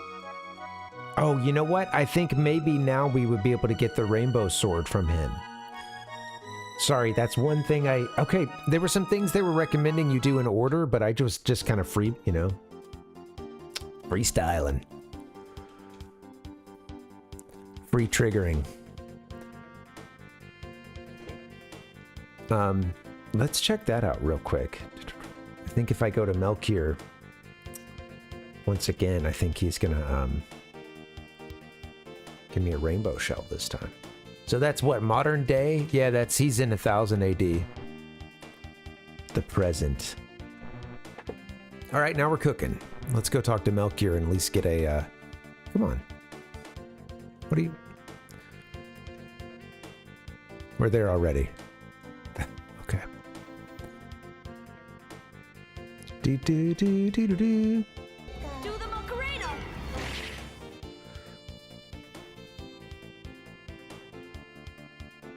Okay, so this is what I want. This is the castle I want. I think Melchior is back in there, isn't he? They're up. Let's see. Isn't it here? Boom, boom. Boom. Boom, boom. Does Chrono need to be out here for this? Well, he should be. I mean, just on principle.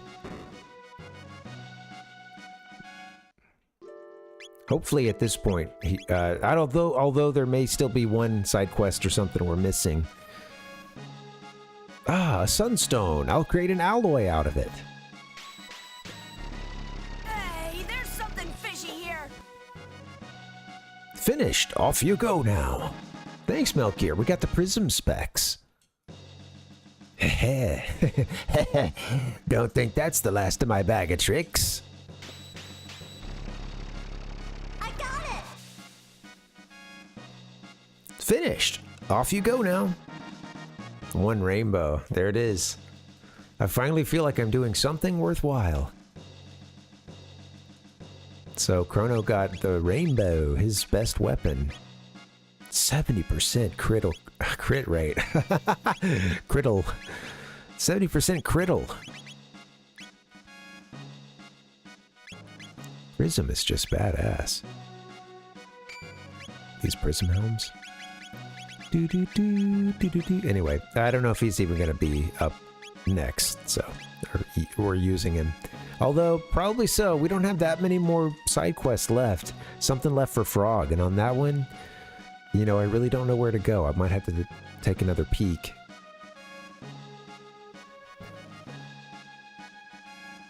Ding, dee,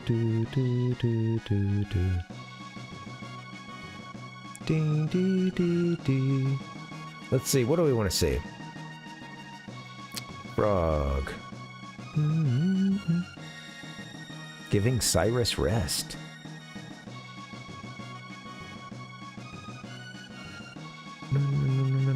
Okay, hold on.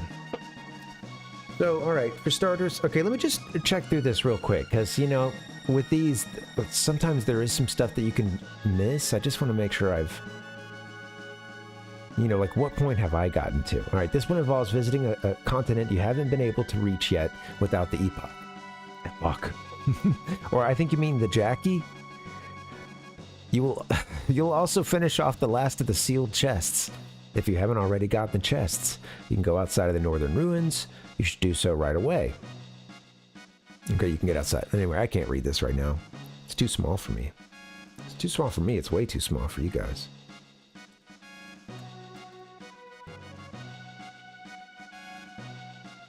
So we've done this. Ghost can be damaged. Blah, blah, blah. Okay. The monster is invisible. Talk to the villagers to learn the place has been in ruins for years. Then head back to the Middle Ages. 600 AD, enter the northern ruins and go down the left path. You'll have to clear out a few sets of monsters to proceed. Note that each group of sentries drops a full ether when defeated. Hyper ether can be charmed from each sentry. Wow. And they're weak against fire attacks. And that if at least one group remains, all three will respawn. If you leave the ruins and come back, the sentries will disappear once you begin the next part of this task. Okay, well, I might have just already killed them all. Might not have a chance to stock up on those valuable items, but that's just, I guess they just have you running around in there just for the hell of it. I'm supposed to go talk to the man drinking soda in the cafe there? I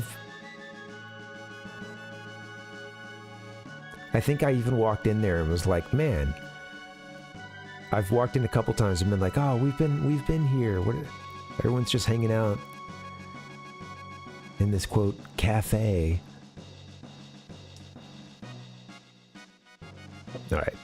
Well, gotta talk to everybody. Number one rule of JRPGs, bro. Talk to everybody.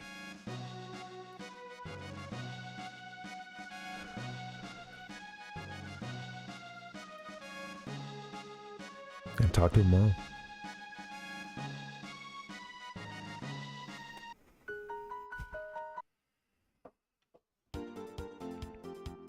Who invented that thing? Well, so glad you asked. It was a buddy of ours, actually, that invented the Wings of Time here. A guru, in fact. Alright, so I'm supposed to go back to the bar, and let's see, I think I walked in here, talked to a couple peeps, but must have missed this, so I think is it here? Dooby scoobity doo. Yeah, it must be the inn. No. Yeah. Hey, bring some more soda. Sir, I think you've had enough sugar today. Pipe down. I'll tell you when I've had enough. Mind your own business. Can't you see I love soda pop? You want to borrow my tools? Wow, what a strange turn there. From yelling at the waitstaff to lending us his tools. Be my guest. I'm busy here, so go get them for my wife. Wow. Heard about the ghost? That is a trip. All the youngins went to the Millennial Fair. Kids are just gluttons for fun. Hey Toma, ancient scrolls tell us that if you combine the rainbow shell with the sunstone, you can make a fearsome weapon. That's when Chrono's like, hey, you want to see something? Toma doesn't know where he's going with that at first. He's like, oh. But then Chrono just unsheaths it a tiny bit, you know? You see, like, it just casts an instant, like, prism on the ceiling. It's bright as hell. He shouldn't have unsheathed it. Everybody in the bar was like, you know, so it just cast that, like, a sweet little rainbow on the ceiling.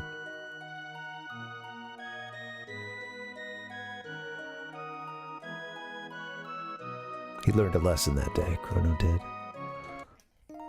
Don't go flashing the rainbow. At least if by rainbow we mean a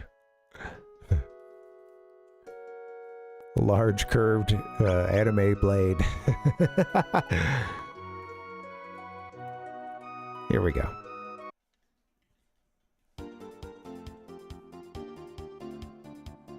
Talk to the wife. We're gonna fly over there. Where do you live, buddy? Was that the mayor? God damn it, land this thing. Can't land in the forest. God damn it, land this thing. I'd stay where... Ghosts lurk in the ruins. Scary. Yeah, I know. We're trying to fight that guy. We're trying to fight that thing right now, lady. So... The anguish of tormented spirits has created a negative energy that surrounds the ruins. The black omen sparkles in the sun. Alright. Jeez Louise. Where's that guy's wife? The only residents in town. My husband's never around. I'm gonna show him who's boss. That's right. Pow, right in the kisser.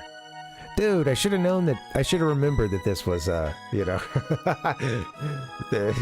there was more to just. I should have known that there was going to be more to their relationship than just a, you know, passing comment from someone about how she, you know, wants to assault her husband.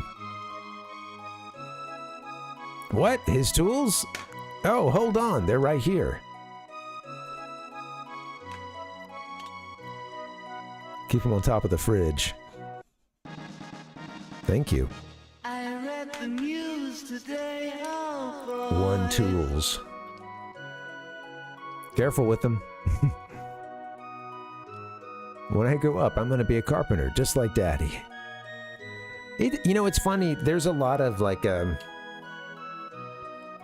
noticed that there's quite a few, like in the Woolsey stuff, he uses a lot of like contractions that would be kind of something that might be like, you know, vocalized, but could seem a bit strange written out, like what she just did, you know, instead of them using, you know, M, you know, apostrophe E-N, like, I don't know, I feel like it adds sort of a homey touch to it, and I also wonder sometimes that stuff can be, the shortening and stuff can be like maybe an attempt to, you know, kind of do something resembling a Kansai accent. It's on my mind because it was actually just mentioned again in that video I was telling you about, the Did You Know Gaming one with Gunpei Yokoi. Just going to talk about the things I talk about today. It's just going to be a reference out of the media I consumed. Oh, that's cool.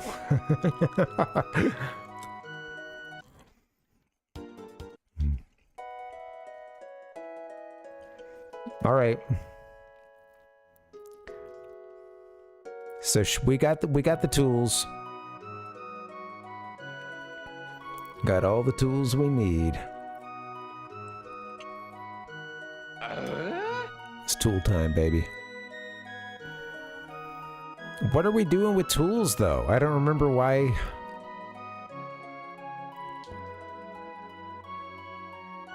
Am I repairing the stuff? Am I going to go repair the temple in 600 AD? I don't remember the... What am I doing? I will say we did stuff towards this side quest a while ago. And... yeah, I don't...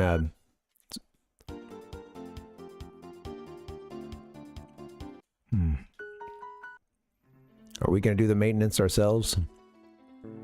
Hey buddy, I got tools. He's pissed because he's just been wanting to do some DIY, you know? So, cooped up in this clearly decrepit castle, only gonna be worse over the course of the next 400 years. And he's sitting around thinking of all the projects he'd like to do.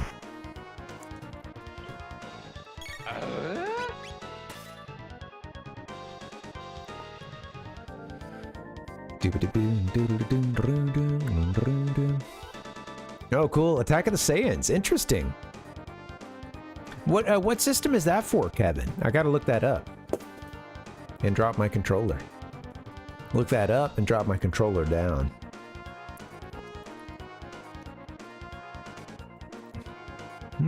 Oh, cool. I remember some games, maybe GBA had some RPG thing. I don't know, there was a Goku game that I remember thinking looked interesting from around that era. Attack of the Saiyans sounds cool.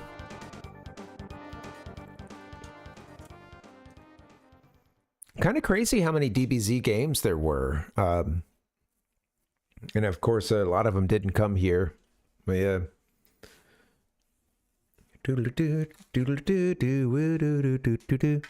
That's cool. I'll have to add that to my DS list. Attack of the Saiyans.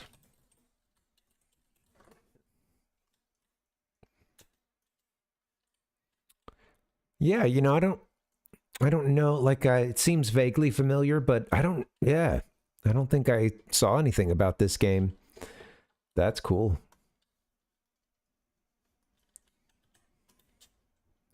Dude, yeah, the cover didn't look familiar. Yeah.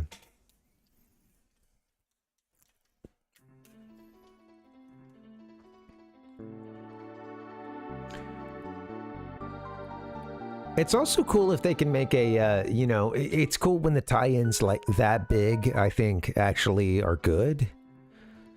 Sounds like they've made a decent RPG, huh?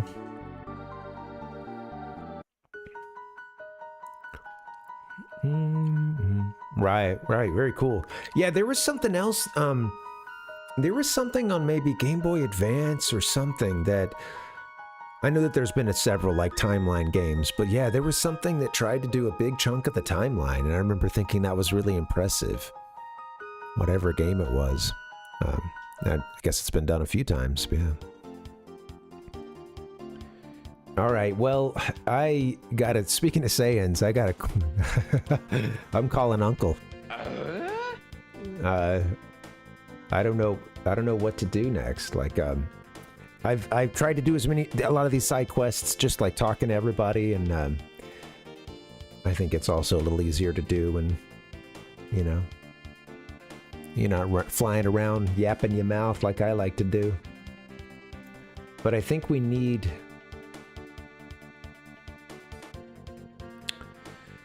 Let me just see what's next for Frog here. Give me 1 second.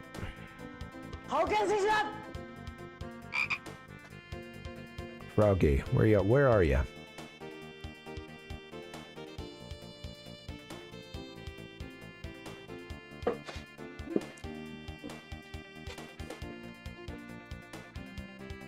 Okay, well, looks like we need to do something they've had us do a few times here, which is take our ship and fly it into the future and talk to this soda drinker. Wait. No, next. So, shoot. So, wait. Hold on. Or is it now we go to 600 AD? Now I'm confused.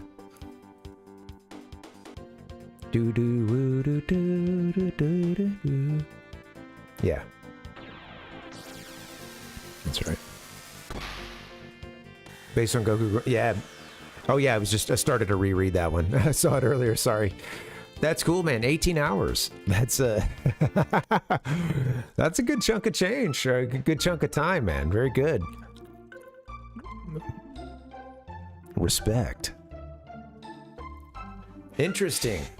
It's funny the like fire in some of these studios that you see in earlier titles, like before, maybe even before they got like super, super big. I think Monolith had been around for a little bit maybe, but yeah, I am always interested in, I don't know, it's fascinating to me, some of these teams, some of the early things that they did, and, learning about like Gunpei Yokoi, creator of the Game Boy and Virtual Boy and stuff, and watched this cool documentary on him earlier, and yeah, it talked a little bit about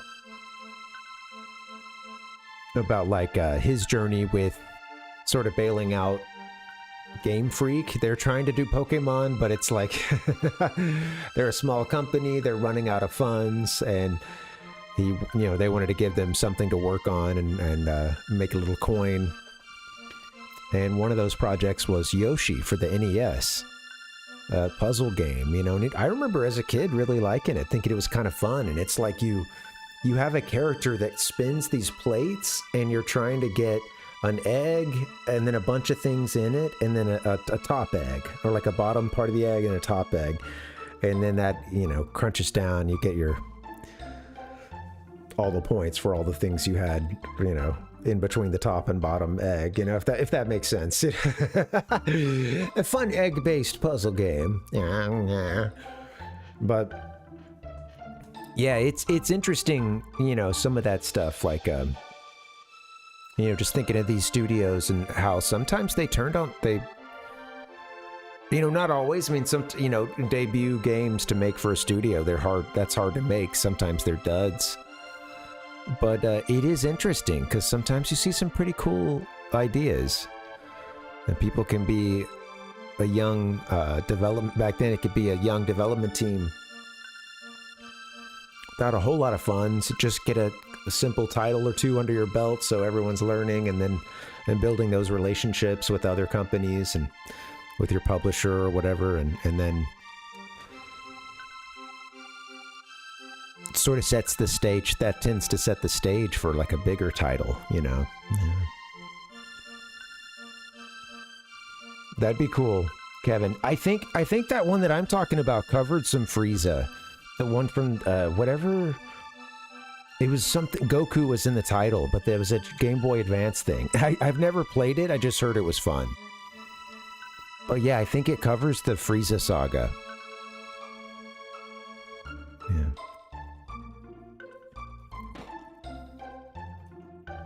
Yeah.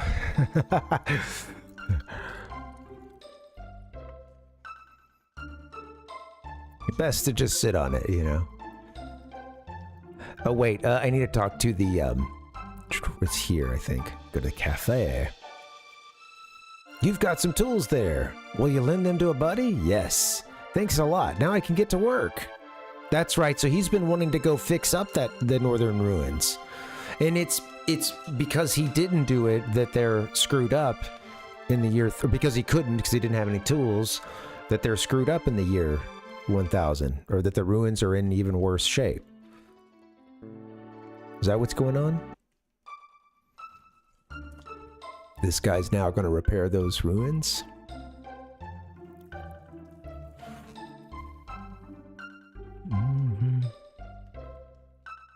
Dingle dongle do. I said, how do you do? Hi, Toma. So, Chrono, you beat me to the rainbow shell. Nah, I'm not sour about it. I probably couldn't have handled the monsters.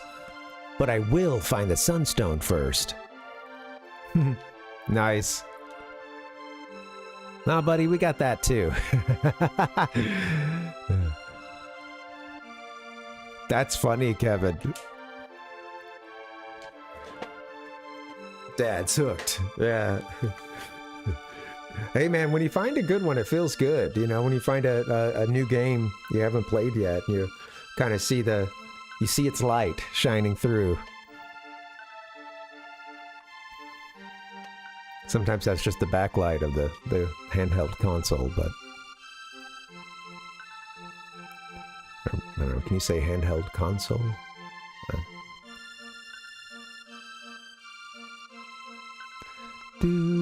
That's just a little, what is it called? Light bleed. That's cool, man. You're seeing the light with this game. And it's fun, too, because I think you could start it thinking like, oh... Games like that can be fun, because like I said, sometimes I'll work from the assumption of like, well, it's probably not that great. Like, it's just, you know... It's getting the anime bump, you know? The nets it a couple extra points, you know, from the weebs. But I liked DBZ a lot. And I didn't watch much outside of that, but I did watch a lot of... That was definitely a big part of getting into anime for me, yeah. That's cool, Kevin. That's awesome, man. Right. I'm not missing anything by not eating. I just how could I? How could one eat right now? I'm fully engaged. My body. I'll eat when my body tells me I need it.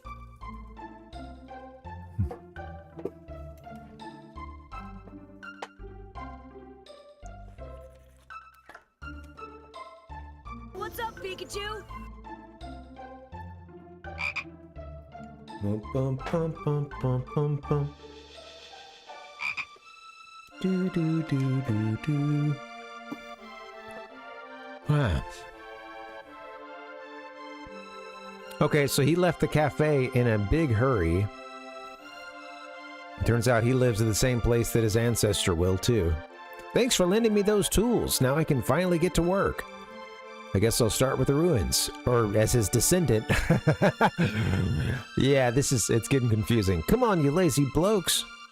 Whatever you say, boss. Oh man, it's the four carpenters from Ocarina. So I'm pretty sure if we... I think if we go to this guy, we can get the poacher saw, right? I think that's the next part in Chrono's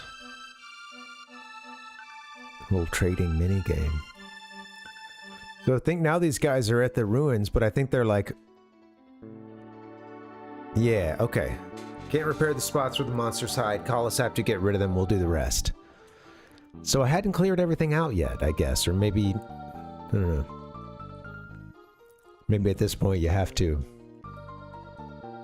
Okay, action! This is great. Let me walk out of here and save.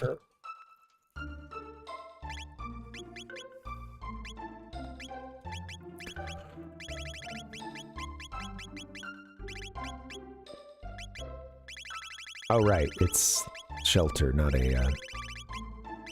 Wait, who are we gonna use first?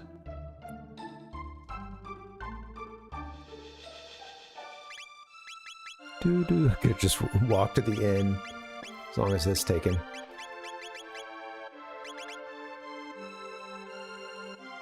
I'm gonna do it now, just for the hell of it. Let's take this party. I mean, I want Frog to be with us as we explore the ruins, even though I don't think he gets to fight the ghost. I don't think his buddy is a ghost yet, or not to this level. Yeah. Here's the card. Buy what you want. Yeah. Right. Yeah. Well, I just imagine I'm sure he just pitched a fit about having to order what he wanted, huh?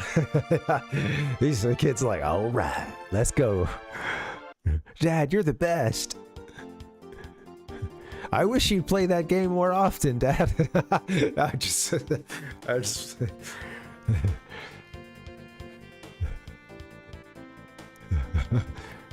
The B team came in clutch. Okay, nice. Hey, Yamcha. It's some of those guys, right? That it's easy, especially once the power levels started going through the roof. It's easy to think that those characters are, Like, hey, I have to admit, when I first started into DBZ, Goku was already, I mean, he's the man, right? So I guess that's his whole thing. But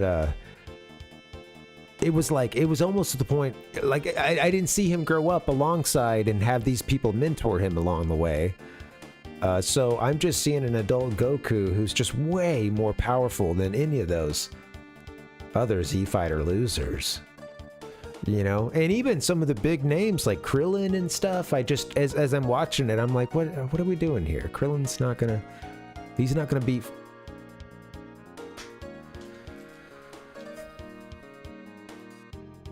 So that was just the initial, initial reaction. And I had to then go back and grow a greater appreciation for the other fighters. And I think that's a, you know, if you see Goku at his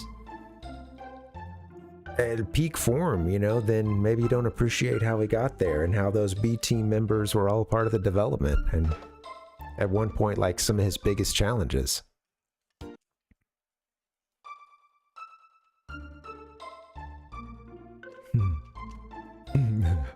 That's funny. Yeah. That's great, man. I'll have to look into that, man. Yeah, thanks for recommending that. Hold on, I think I have I actually have my list of like.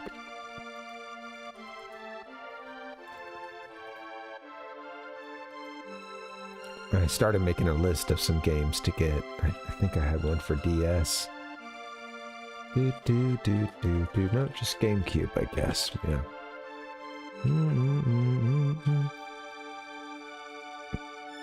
What was that one called again? I'm gonna copy it, don't worry, I'm going back a little bit. Attack of the Saiyans, right, got it. Sweet.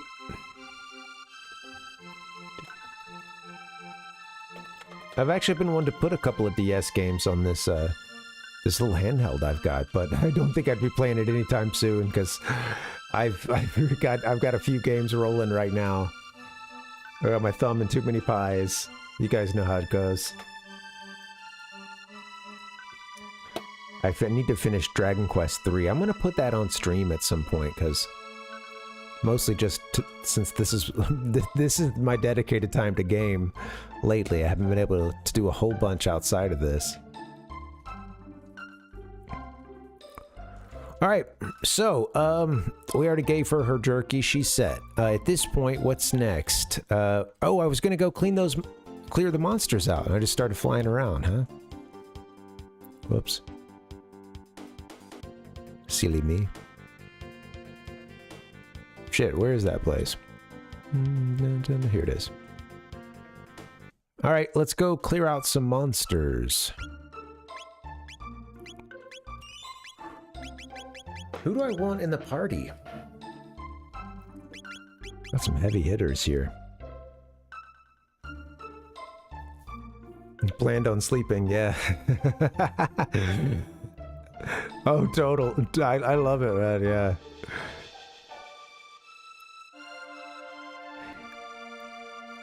You know that there was even a whole build-up with, like, you know, yeah, of the, like, I can't do it, I'm not powerful enough. But then maybe something, you know, someone else often tends to, like, inspire, or they think of something else. So I'm just thinking about Yamcha just digging as deep as he can for that Neo Wolf Fang Fist, you know. I love it, man. That's RPGs are good at they're just really good at showing something very simple, but firing your imagination up, right? I think it you do so much of filling in the picture and hearing the voice when you read the text. You know, the world itself gives you enough and it looks great, and then on top of that, it fires your imagination up too, so you think my characters are walking through a forest, you know, it's, you know, it's good stuff.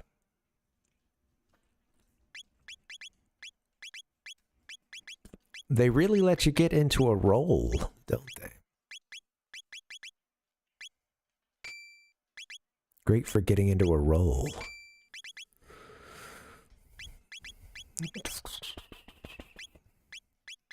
Tootsie roll.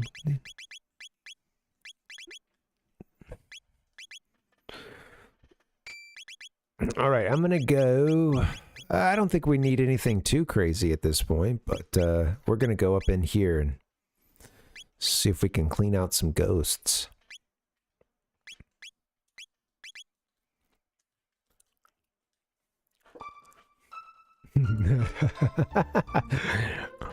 That's funny. That's...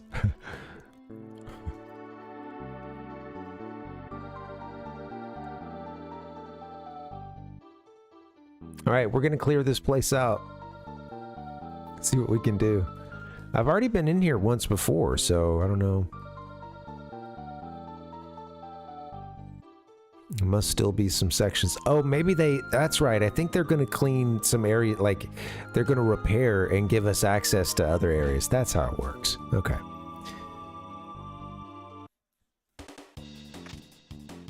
Oh, Ayla should be stealing from at least some of the folks we were seeing earlier, I think.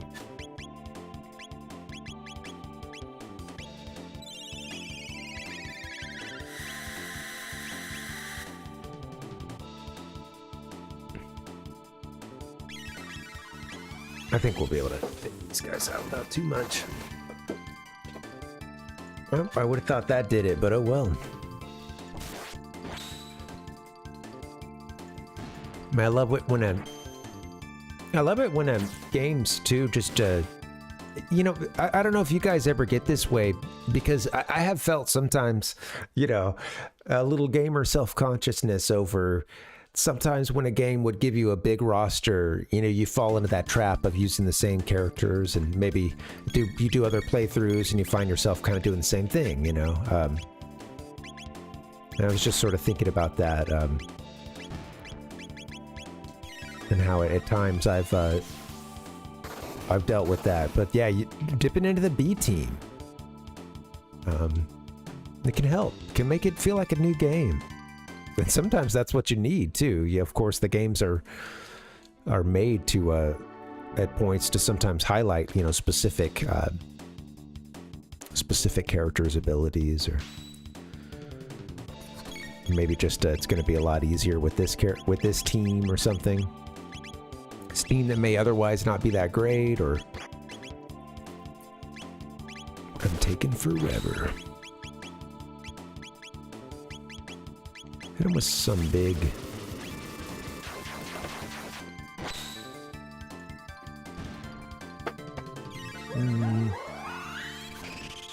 Yeah.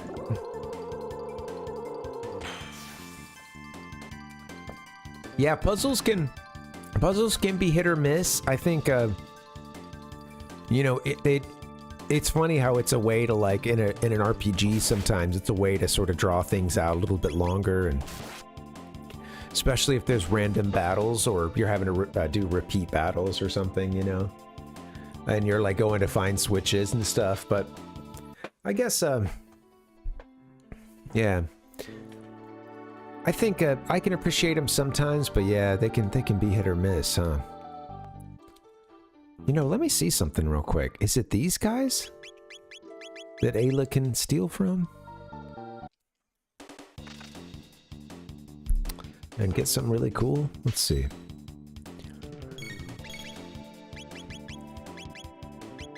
Oh wait, just do charm. Don't you have something that charms and hurts them? What is that?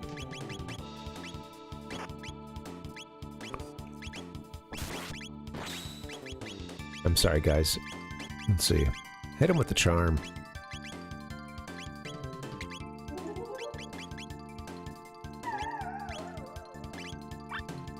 No, they don't have anything, huh?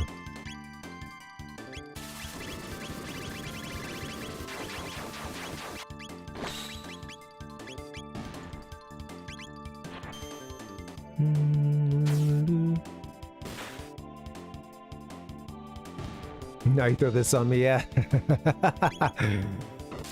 Chrono trigger or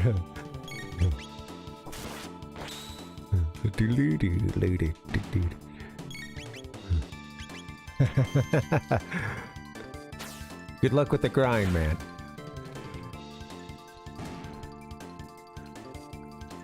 $19.84 experience. Yeah, thanks for hanging out, guys. Happy Monday. I'm a bit tired today. I feel like I'm not 100%, but oh, there's a chest in there. Holy sh. Okay, well, I think now if we leave, these doofuses here are gonna clean the place. The 4 carpenters from Ocarina of Time. Maybe I need to go back to the guy now. Tell him it's clear.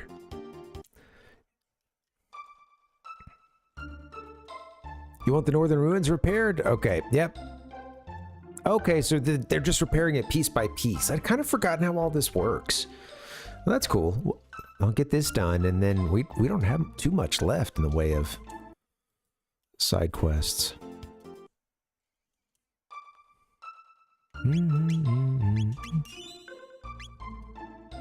Oh yeah. 30 hours of what, Kevin? Sorry. The this you're talking about like a Chrono Trigger? Yeah. You know, that's the thing. Sometimes you can't help it when a good game is going to find you, and I'm having to deal with that because, you know, when it's the right time, because you might already have a game you're working on or on, and you start doing the over-the-shoulder meme, looking at the next game. Okay, so yeah, once again, they've done some construction, but they're just going to do it piece by piece.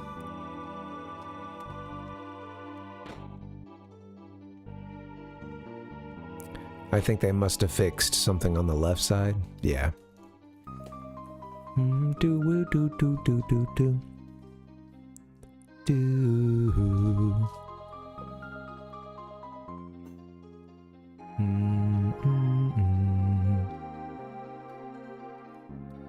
Yeah, now we can get up through here. Very cool. Okay. Now this looks crazy. Oh! Is there... Okay, we got this part next. I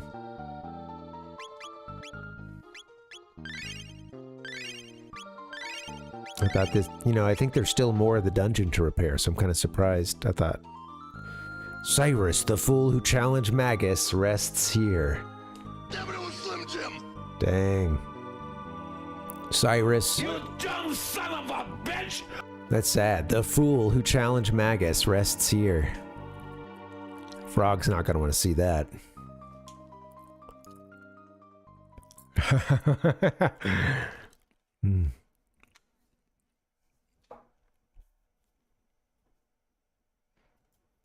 Yeah. Right. You know, it's interesting in general how many games, especially with the open world stuff, really have that feeling of like you're just running around gathering resources and crafting and stuff like that, and it's just, you know, in some ways sometimes that can be really cool, but I don't know, that's not always what I'm looking for. You know, it's Cyrus, I hath returned. Cyrus, I hath returned. I shall honor my promise to thee.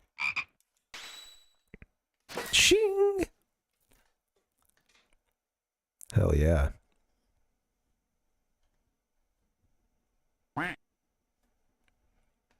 There he is. Cyrus, this was Frog's buddy. Frog, formerly known as Glenn. The knight, formerly known as Glenn.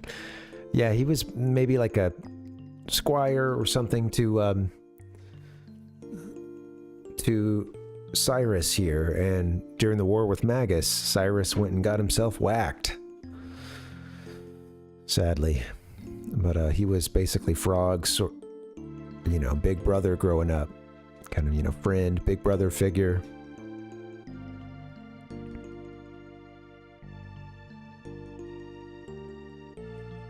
Sad music. Get a little excitement?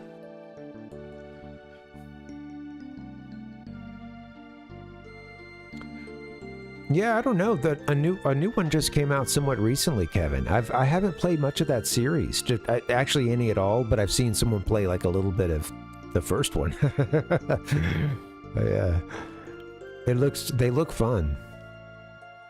But one just came out recently that's set in Japan, but I don't know a whole lot about it. Cyrus.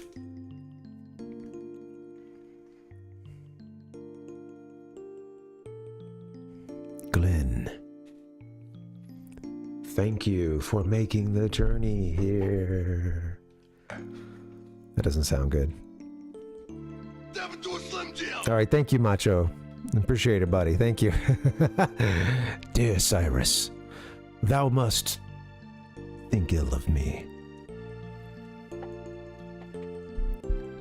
On the contrary, you have come far, my friend. I like that we're talking to Frog's buddy and mentor, big brother figure, as a Force ghost here. This is great. I guess you don't have to say Force ghost, you can just say ghost, but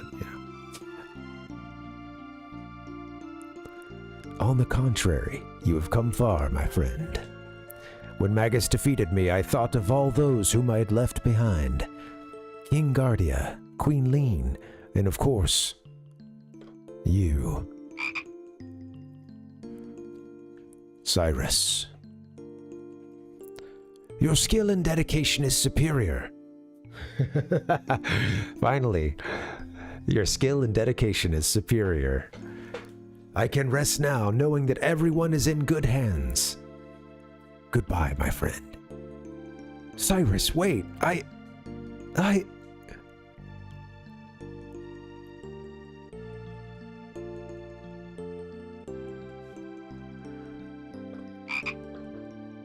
The Queen.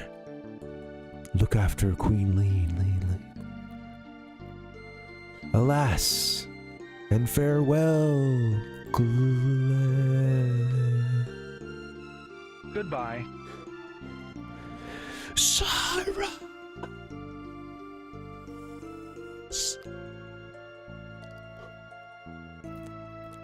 I'm so sorry, Cyrus. He's like pounding the, just like fist to the, at the base of the grave here, base of the tombstone. I'm so sorry, Cyrus.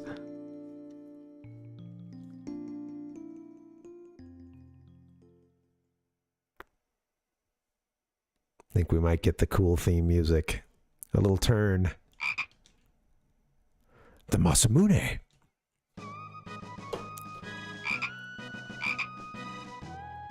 Love his music. Doodly doodly doodly doodly doodly doo. Hell yeah. Nice. That's it. Oh, here's the twins.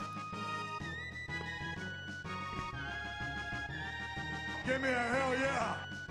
That was special. Quite. I guess it means that a hero's power comes from within.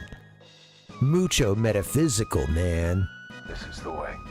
Like mind over like mind over matter, Mune. My mind? I love him like I love the facing the fourth wall there. My mind? Like, now for a yummy full-on test. It was incredibly delicious. It's thrashing time. Shing. A little fusion there, a little DBZ action. Gotta love the Toriyama touch. Shing. Tis flowing with strength and vigor. Nice, dude. This is great. I love the side quests in this game. Some games, it's funny how they wrote a little celebration in as well, and you know it's easy, of course, to, you know, just have someone get an ultimate weapon, and like in some older games, you know, you might not always even have done that much dialogue, or like not even thought to necessarily show a celebration of that or weave it into the story as much. And I really love the way that this game has made these side quests at the end, stuff that you can do in any order. It is truly optional, but there's so much story development through it, and it's, yeah.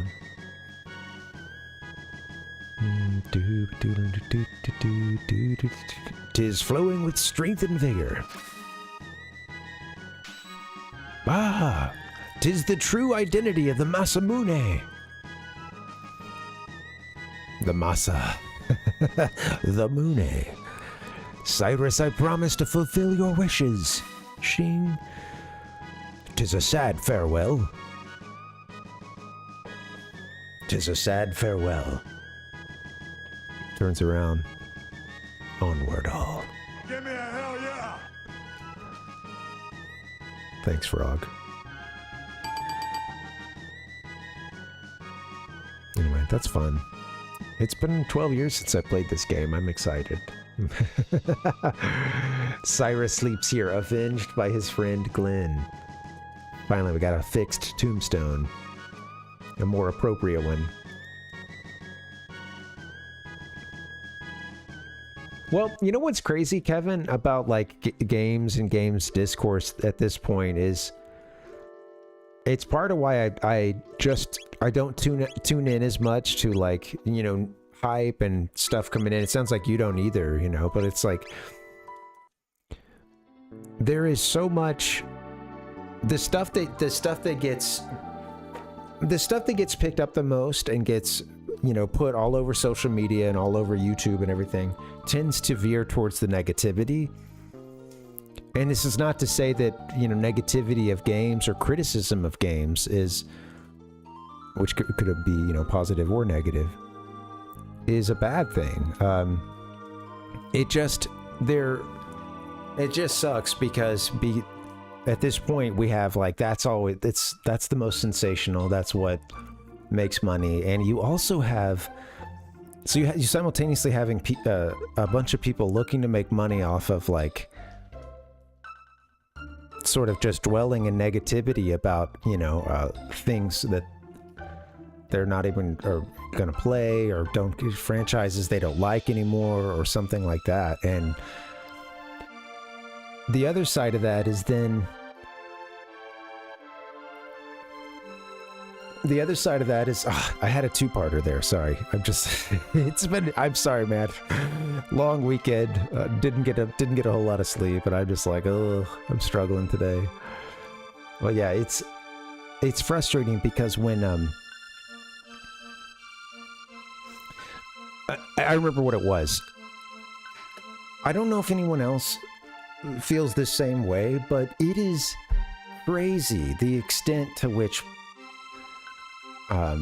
people talk about games that haven't released yet, and there's often not a playable demo of, etc., etc. And the way that people talk about games that are months away, sometimes even longer, in these absolute terms, and talk as if they know everything about that game.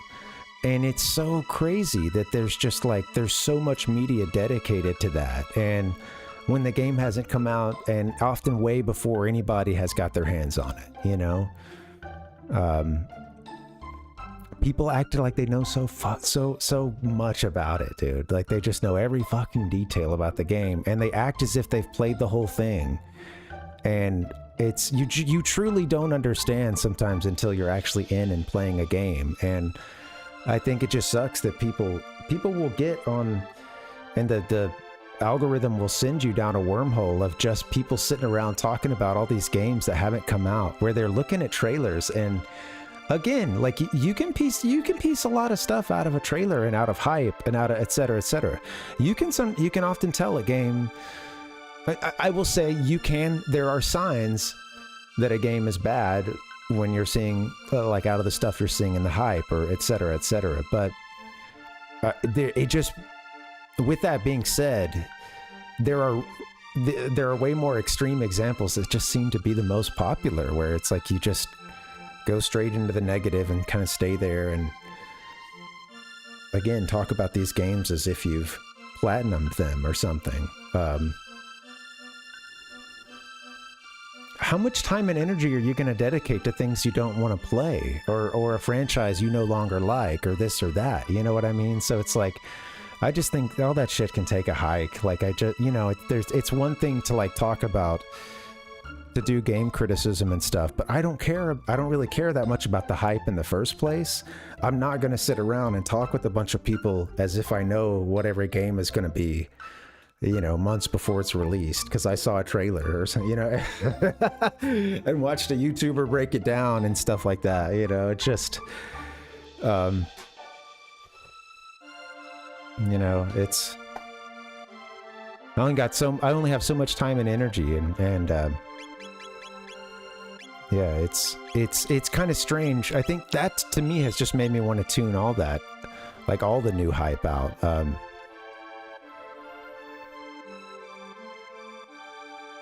You know, just how negative the discourse can be sometimes, you know? Yeah. Yeah, we're at an interesting time. And yeah, I've seen what your last message in the chat there, Kevin. Yeah. Metroid, it was, I've only been that one time, and it was back in like 2006. Yeah, I think, yeah, 2006. Yeah, Kevin, I think sometimes it's these games are just so big, you know? The games have gotten really big. It takes such a huge staff, and there seems like there's some crazy, I mean, it's insane to me. I can't imagine the project management at something like for Grand Theft Auto 6. You know, how insane it would be to run that. I see why it gets delayed and delayed, you know? And yeah, I'm with you. It seems like, you know, I don't know, it's tough because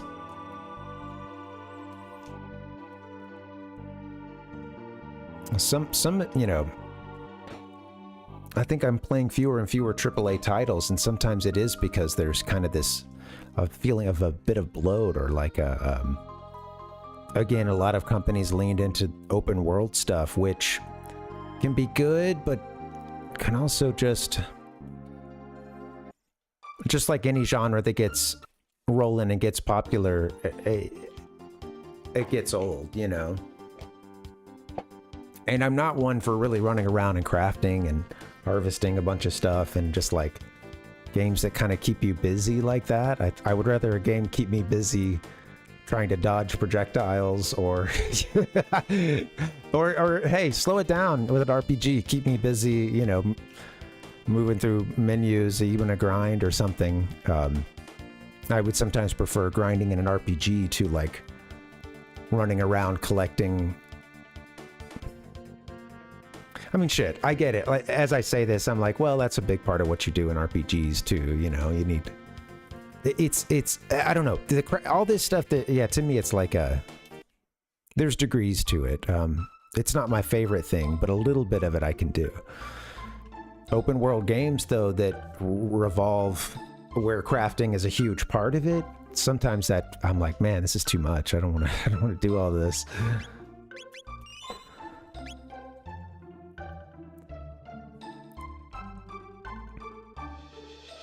Yeah, totally, Metroid. It's crazy. Yeah.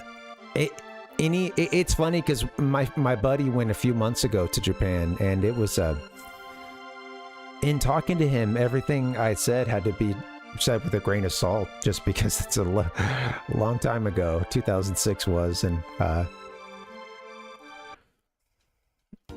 think we still have one more set of. And, you know, when I went there, prices were on the way up, but we weren't in this current and pretty intense wave that we're currently in. This retro wave, you know? It was like so like at that point, you could go to a place like Super Potato,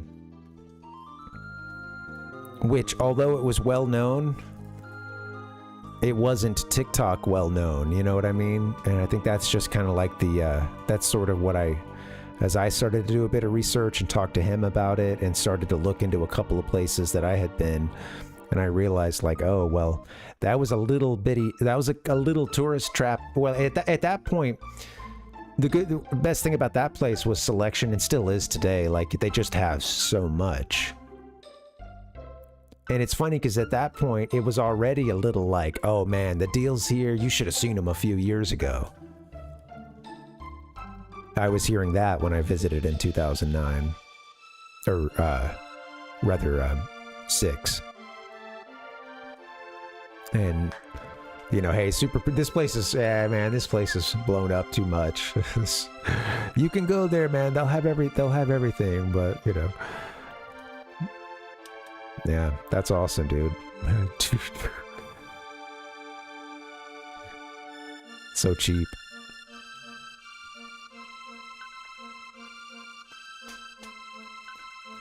It's crazy how much like shopping of retro stuff, like how popular that stuff is, you know, videos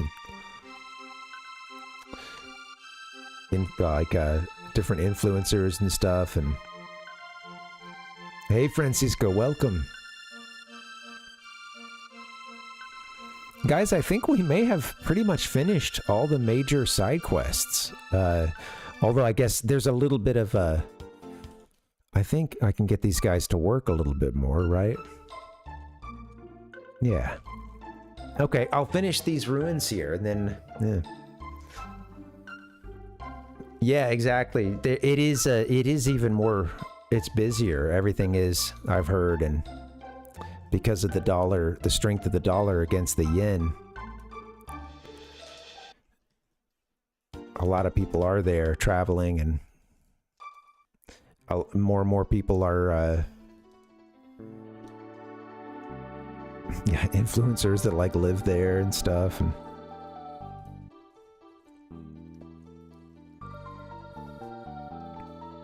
I'm like, come on, man, it's supposed to be the cool people like us who get to live in Japan, you know? And Cat Weasel in the chat. I'm glad he gets it. No, it's a... You know, it's... I don't know. Will this stuff be here in the future? I don't know if I want to open chests. I'll be careful with this one, I guess. Let me go save real quick. Or I screw this up. I think I want to touch that chest too, but not open it. So let me see.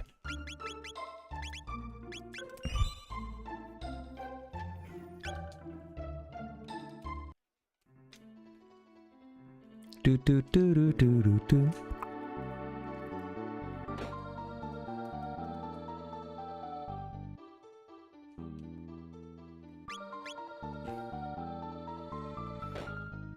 Okay, wait, I'm actually going to wait on that. It's at 600 AD. Maybe it'll still be here in the future. So I think if I touch this chest... Yes, but say no. I'm not going to take out the contents. There we go. So open it, but don't remove the contents. And the contents will level up over time. We'll get a better item out of it.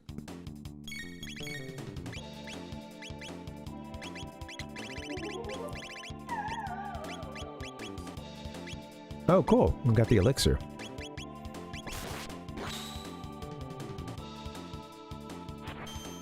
Shing. Oh, man. You know what's funny, Metroid? I wasn't even buying stuff that much online, or buying nothing video game-wise online at that point. And even for years later, I guess, you know, it wasn't until a handful of years, a few years back when I started... Again, getting this Famicom and stuff, and yeah, I didn't even think about that. I bet it was in, you know, find some great deals. It's interesting too, you know, because at this point there's those stores.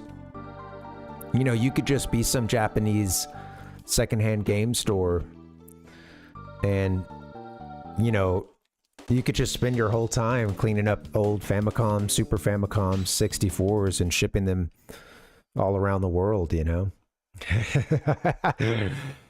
I'll have the surround sound chrono trigger, sir. Love it, man. Welcome. How you doing, man? How you doing, buddy? I think it's these guys we can charm something good from.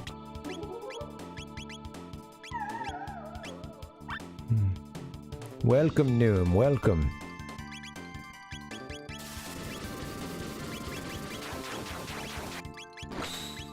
Oh, that's not going to hit anybody.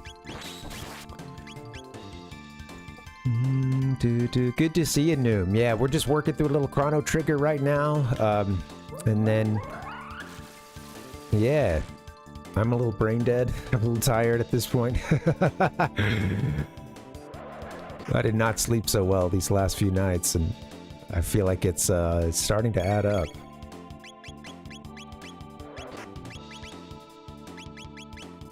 Not the hours I've been sleeping, but the the fatigue is adding up. You know, just Luminaire these fools. Get us out of here.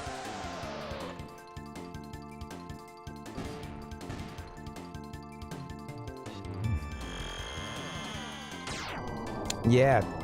It does seem like you can still... yeah, Metroid. I think that's the way to go, because you have to get a little further out, and even still it's a crapshoot, but... I think, you know, yeah, having a few places... My buddy ended up finding some good sales when he went a little further out. You know, going to places... hard off, book off, etc. And, you know, just finding them in sort of smaller towns and whatnot, and he found some better deals that way. Thank you, Noom. Yeah, I could use some good sleep. I think we'll wrap this, we'll wrap up soon. I'm almost done. We're just clearing this section out. And honestly, guys, I don't think we have much left in the way of, I really don't think we have much left for side quests. I think I've been putting off the end of this game for good reason, because they call them side quests, but it's some great story development. And with that being said, I think we're starting to run out of things to do. So we'll be beating this game soon. Let's see, what should I do? Just take them out, guys. They should be close to death now, right? Oh, the pile of bones is... that's right. You don't do a whole bunch of damage. I am brain dead. Yeah. Oh, that's cool, Noom. Yeah, I've had to read, you know, when it comes to like my old media and stuff, some of it I always kept around, and sadly a couple things got sold just because they were, you know, at points like downsizing to a smaller apartment, and there are some regrets. There are some regrets for sure. I think one of the things I regret the most is the GameCube with the Game Boy player, because that would get some use. I kept all my Game Boy stuff. You know, of course I had an NES growing up. That was gone by the time I was in high school, because I ended up buying a second one, or buying one at that point.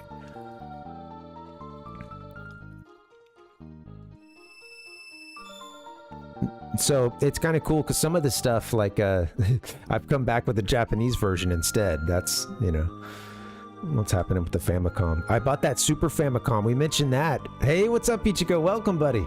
The Super Famicom I play on stream is from... We're not playing this game, well, of course, but we're doing this one on the SNES Mini. But the Super Famicom I have was purchased at Super Potato many years ago. And I bought a few Final Fantasy games to go with it. And this game, Chrono Trigger, which is over there in the bin. Yeah, this was Super Potato. Shoop.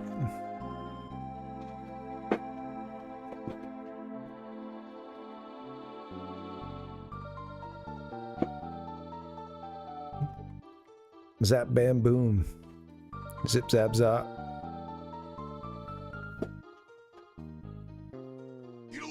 Hope you're doing good, Ichigo. I'm gonna be wrapping it up soonish. You know what? Shoot. Let me see. Don't take out the contents. Just activate them. No, there you go. Man in a box. That's funny. He's the man in a box. All right, well, I guess that's a rat in a box. I don't know. Wait. No, I'm mixing up all my grunge songs now. Sorry. You know what it is, guys? I desperately need. I'm not gonna lie. I've desperately been working on needing a bio break, and I've been trying to play it cool, but it's getting real. All right. So gamers, sorry. I'd like to keep all the conversations rolling, but let me just get a quick BRB. It's been a little too long in the box. Sorry, BRB. It's true. It's true. You got to take care of those needs. You got to take care of the needs. You got to eat. You got to, you know. All right.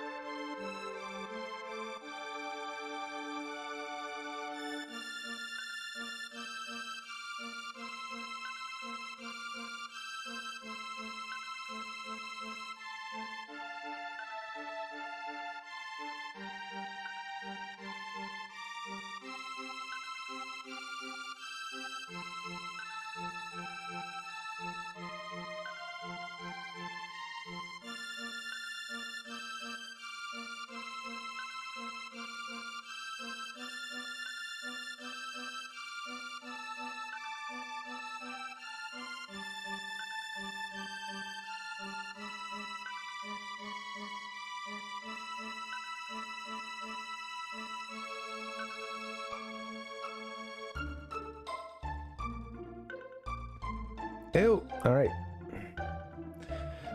Thanks, guys. Thanks for your patience. What the hell's this? You can't see nothing. This has been a strange stream for me. It's been a weird one. Yeah. How you guys doing? Happy Monday.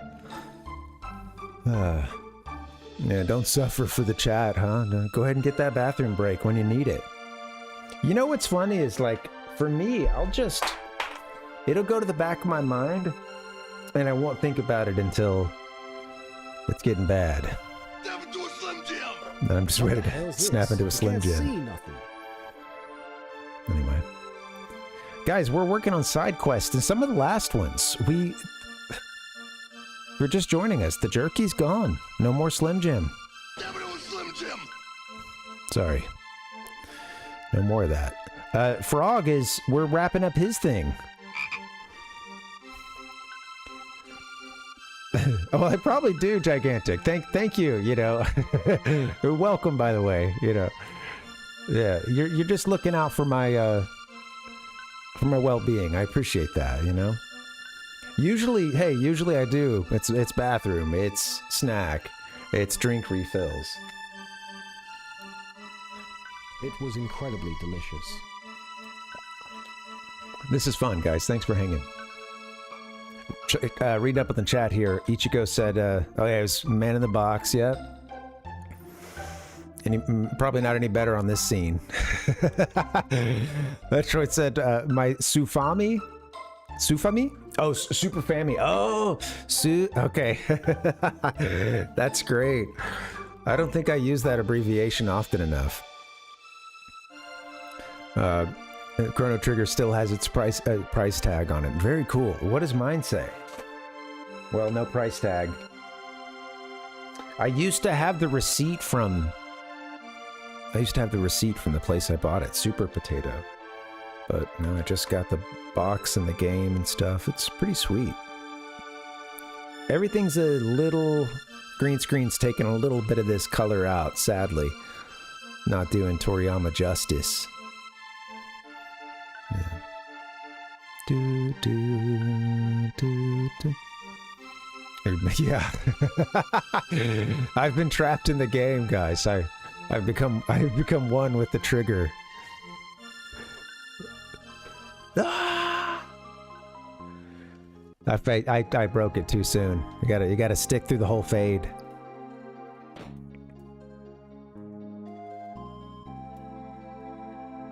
Just stuck. Well, guys, I don't think I'll be streaming too much longer. I think I'll wrap it up in just a bit. But I think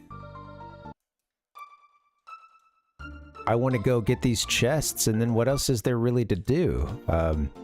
Talk to Gaspar at the end of time, and I don't think he's going to have a whole lot of, you know, little side quest scenarios for us. I think we've pretty much wrapped some stuff up.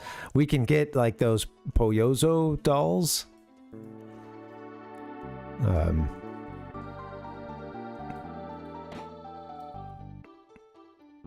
I don't have an overwhelming desire to do that, although I think part of that quest also gets you a bunch, or you can get a whole bunch of cats too. That sounds fun.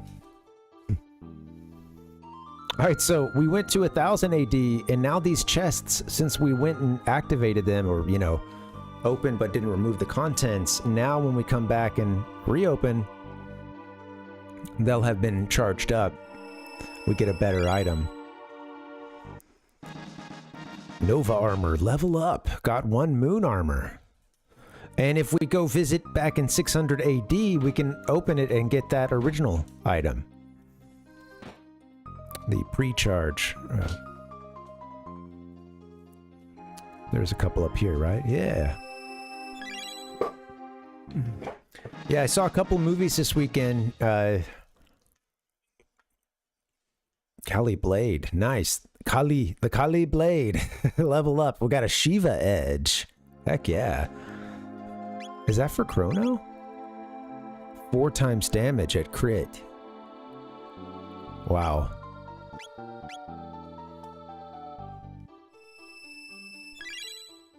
Saw Terminator 2 with some friends, including one who'd never seen it. Got the Siren. The Valkyrie.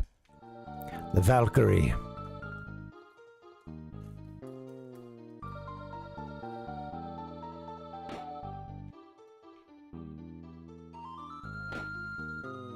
That one had been leveled up, right? It had been charged up? Okay, let me, anyway. And then I saw a couple videos. I talked about this at length earlier, so I'll keep it a little short now. But I saw a couple videos by this guy, Namjoon Paik, that does this great video art. He was this Korean artist who got his start in Seoul, and then I believe ended up in West Berlin in that scene in the 80s. And he had been in Tokyo prior to that. And while in Tokyo, he was like really into the emerging tech in the early 60s in Tokyo that was starting to come out of there. These new TVs and radios, etc. And he was one of those super early folks who's like playing around with them and starting to open them up, replace tubes, do art exhibits with them, find ways to do what, you know, like people call glitch graphics and stuff. You know, just like finding ways to do analog feedback and analog distortion and whatnot. And so he would do both like just, you know, pure video, but often it was combined with the physical installations that he loved to make, which would be a bunch of TVs often. You know, a lot of his exhibits, a lot of the pieces he did would be just a shit ton of TVs, big and small, that he totally had to go in and just do a lot of custom stuff, and would project his videos across those and have them moving across all the TVs and stuff. And very like forward thinking stuff. He did a few worldwide satellite transmissions. And this, I got to go see this like at this place I went to yesterday. They did a showing of like 2 of those. One of them was a 1984 New Year's Day presentation they did that was like being they had groups working for it in front of camera in like several world capitals, and then Namjoon Paik was at the he's at the dials mixing it all in, and it's like really psychedelic and cool, like you know, mixing in different feeds. He has David Bowie and Oingo Boingo, like in this one he's moving them in and then like cutting to this other stuff. And it's, you know, it's a lot of like I said earlier, if you've ever watched, I mean, I feel like this style of editing and like video analog effects has just been so popular and only getting more and more popular through, you know, seen stuff like the Eric Andre show, or familiar with like Vic Berger, Doug Lucenhop, any of these like really great video editors that use a lot of those kind of styles. I'm kind of seeing how it seems like this guy was just ahead of all that, you know. He was so forward thinking with using video and you know, combining that with art. I love that idea of really just getting into the physical aspect of these huge installations he would make of all these TVs together. That's pretty sweet. But yeah, it was good stuff. Check him out if you're into that kind of stuff. There, again, he does like, there were a couple of videos he did. The one that I watched, the title of the first one was I think it was good. I had it earlier. Was it Good Morning, Mr. Orwell? Yeah, crazy. It's fun. It's fun stuff. Very yeah. Expect some sharp cuts. That's the thing, you know. It's avant-garde, baby.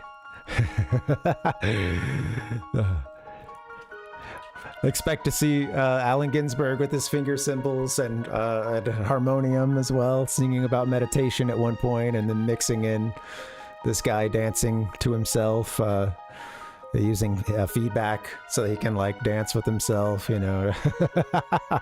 It's fun. I'm trying to get the yeah, it's just good shit. What is it? Good evening, Miss. Give me the name. Good morning, Mr. Orwell is the name. Sorry. Do. Give another shout out for that because it's good stuff. I think some of you guys would be into it if you're not familiar with Namjoon Paik already.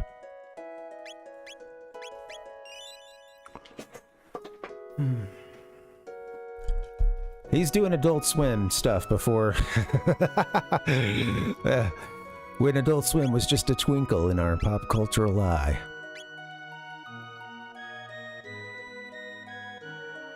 Okay, so let's...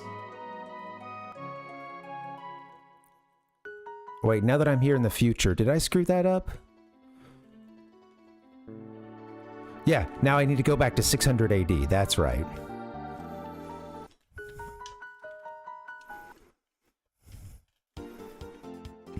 He's a really interesting author, Metroid, and it's funny because 1984 gets popular every so often, and it gets cited by a lot of people as well, but often people haven't read it in a while, you know? It's another book that can, it's hilarious how, you know,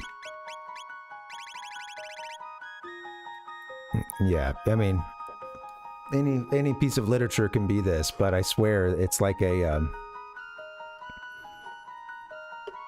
I don't know. You can project whatever you want to onto the book as well, you know, like you could you could have people of I don't know.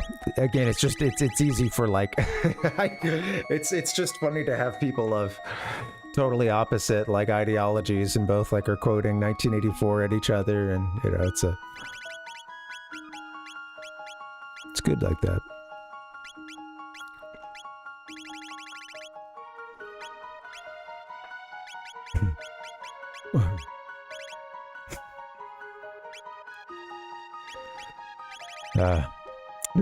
I'd like to say more, but I swear my brain is just like not operating right now. It's like, I'll have to keep those thoughts to myself. They're not good. You're not missing anything. Okay, so in here, hold on. Get me to 1000 AD, right? Is that where I am? I'm wondering if I screwed this up in 1000 AD. Shit, did I forget to time travel?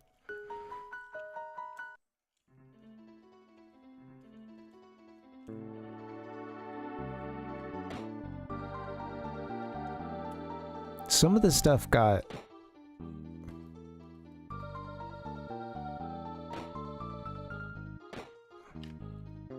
Oh shit, did I do that wrong? What did I do? I'm sorry guys, I don't know. I thought they would be here. Do they disappear after they're open? Maybe I got everything I did. I was supposed to get, but I don't know. I got a little turned around at some point, and I think I should have, like... You know, the whole point is to go open them in the 600 and then go get them in 1000 with the charged up... I can't do this, I'm tired as hell. With the charged up item, and then going back to 600 and getting the old one, but I'm like... I don't know if I... screwed that up. I don't know.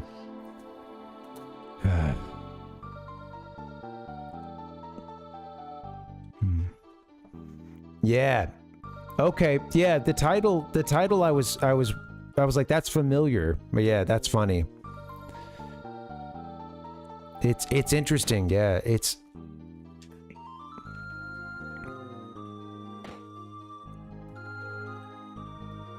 interesting how many of those guys have, you know, how many great writers, of course, were the product of a wars, several wars, etc.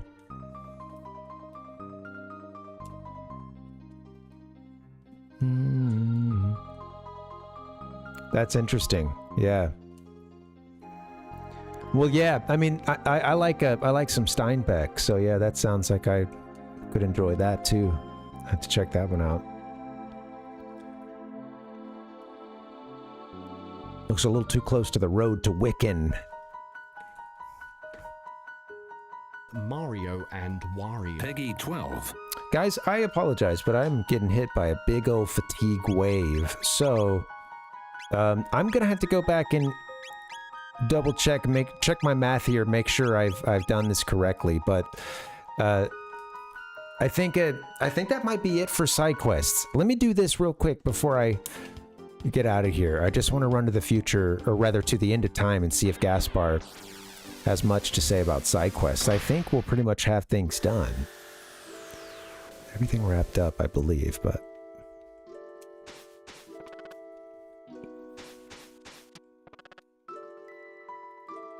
Doo-boo-beep-boo-boo. Okay, here's the part where he sets it all up for us.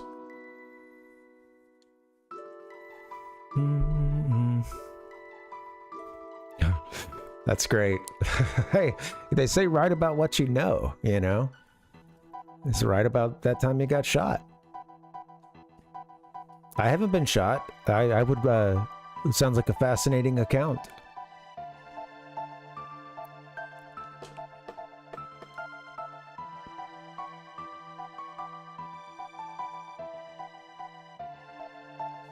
It just, yeah, I mean, imagine the worldview of some of these folks, you know, that like had that sensitivity to be an artist as well, and then it's like you're coming off of these crazy wars, and, you know,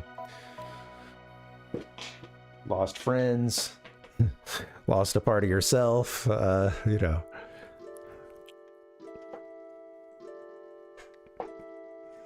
One of you is close to someone who needs help. Find this person fast. Well, I think that's done. Just as you touch the lives of every life form we meet, so too will there... Yeah, so he has a bunch more that he would normally list there, but... I think we're About ready to take on the Black Omen and Lavos. This is great.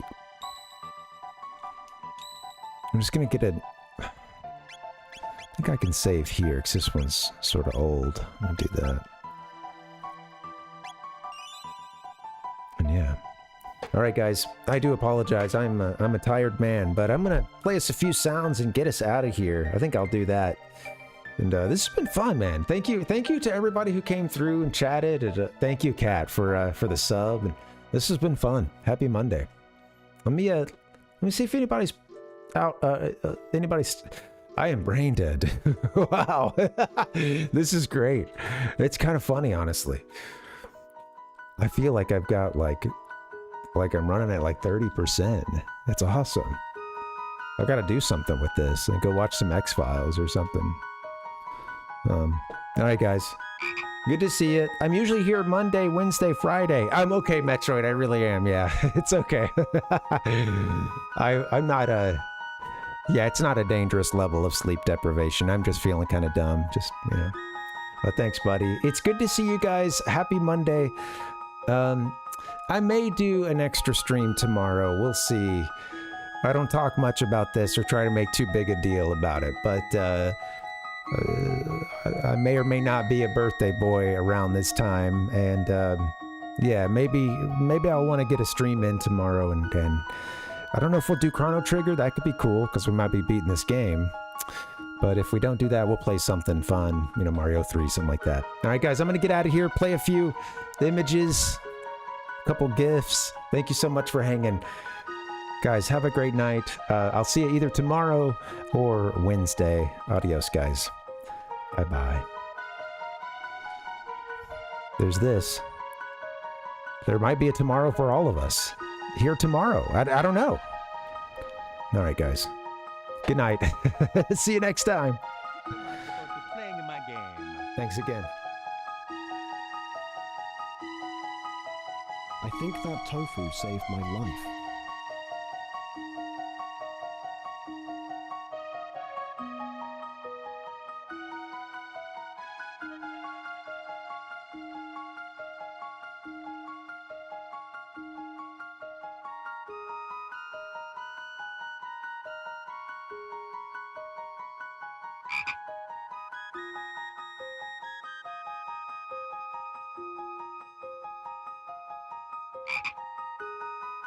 Step into a Slim Jim. It was incredibly delicious.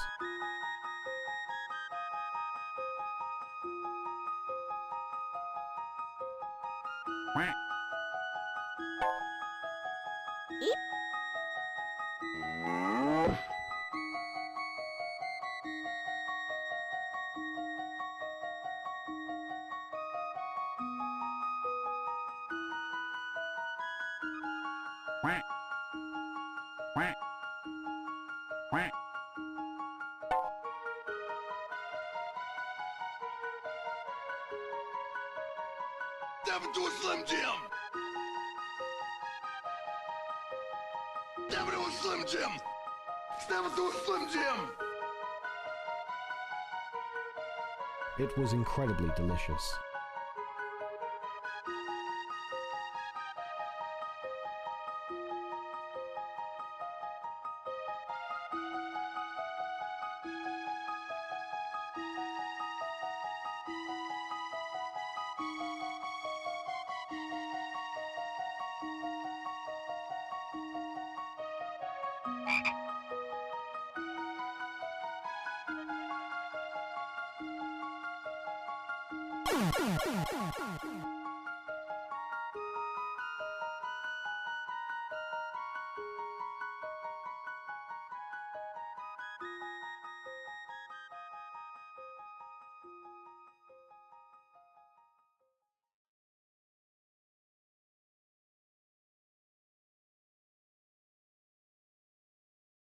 Why do you have to hate what you don't understand?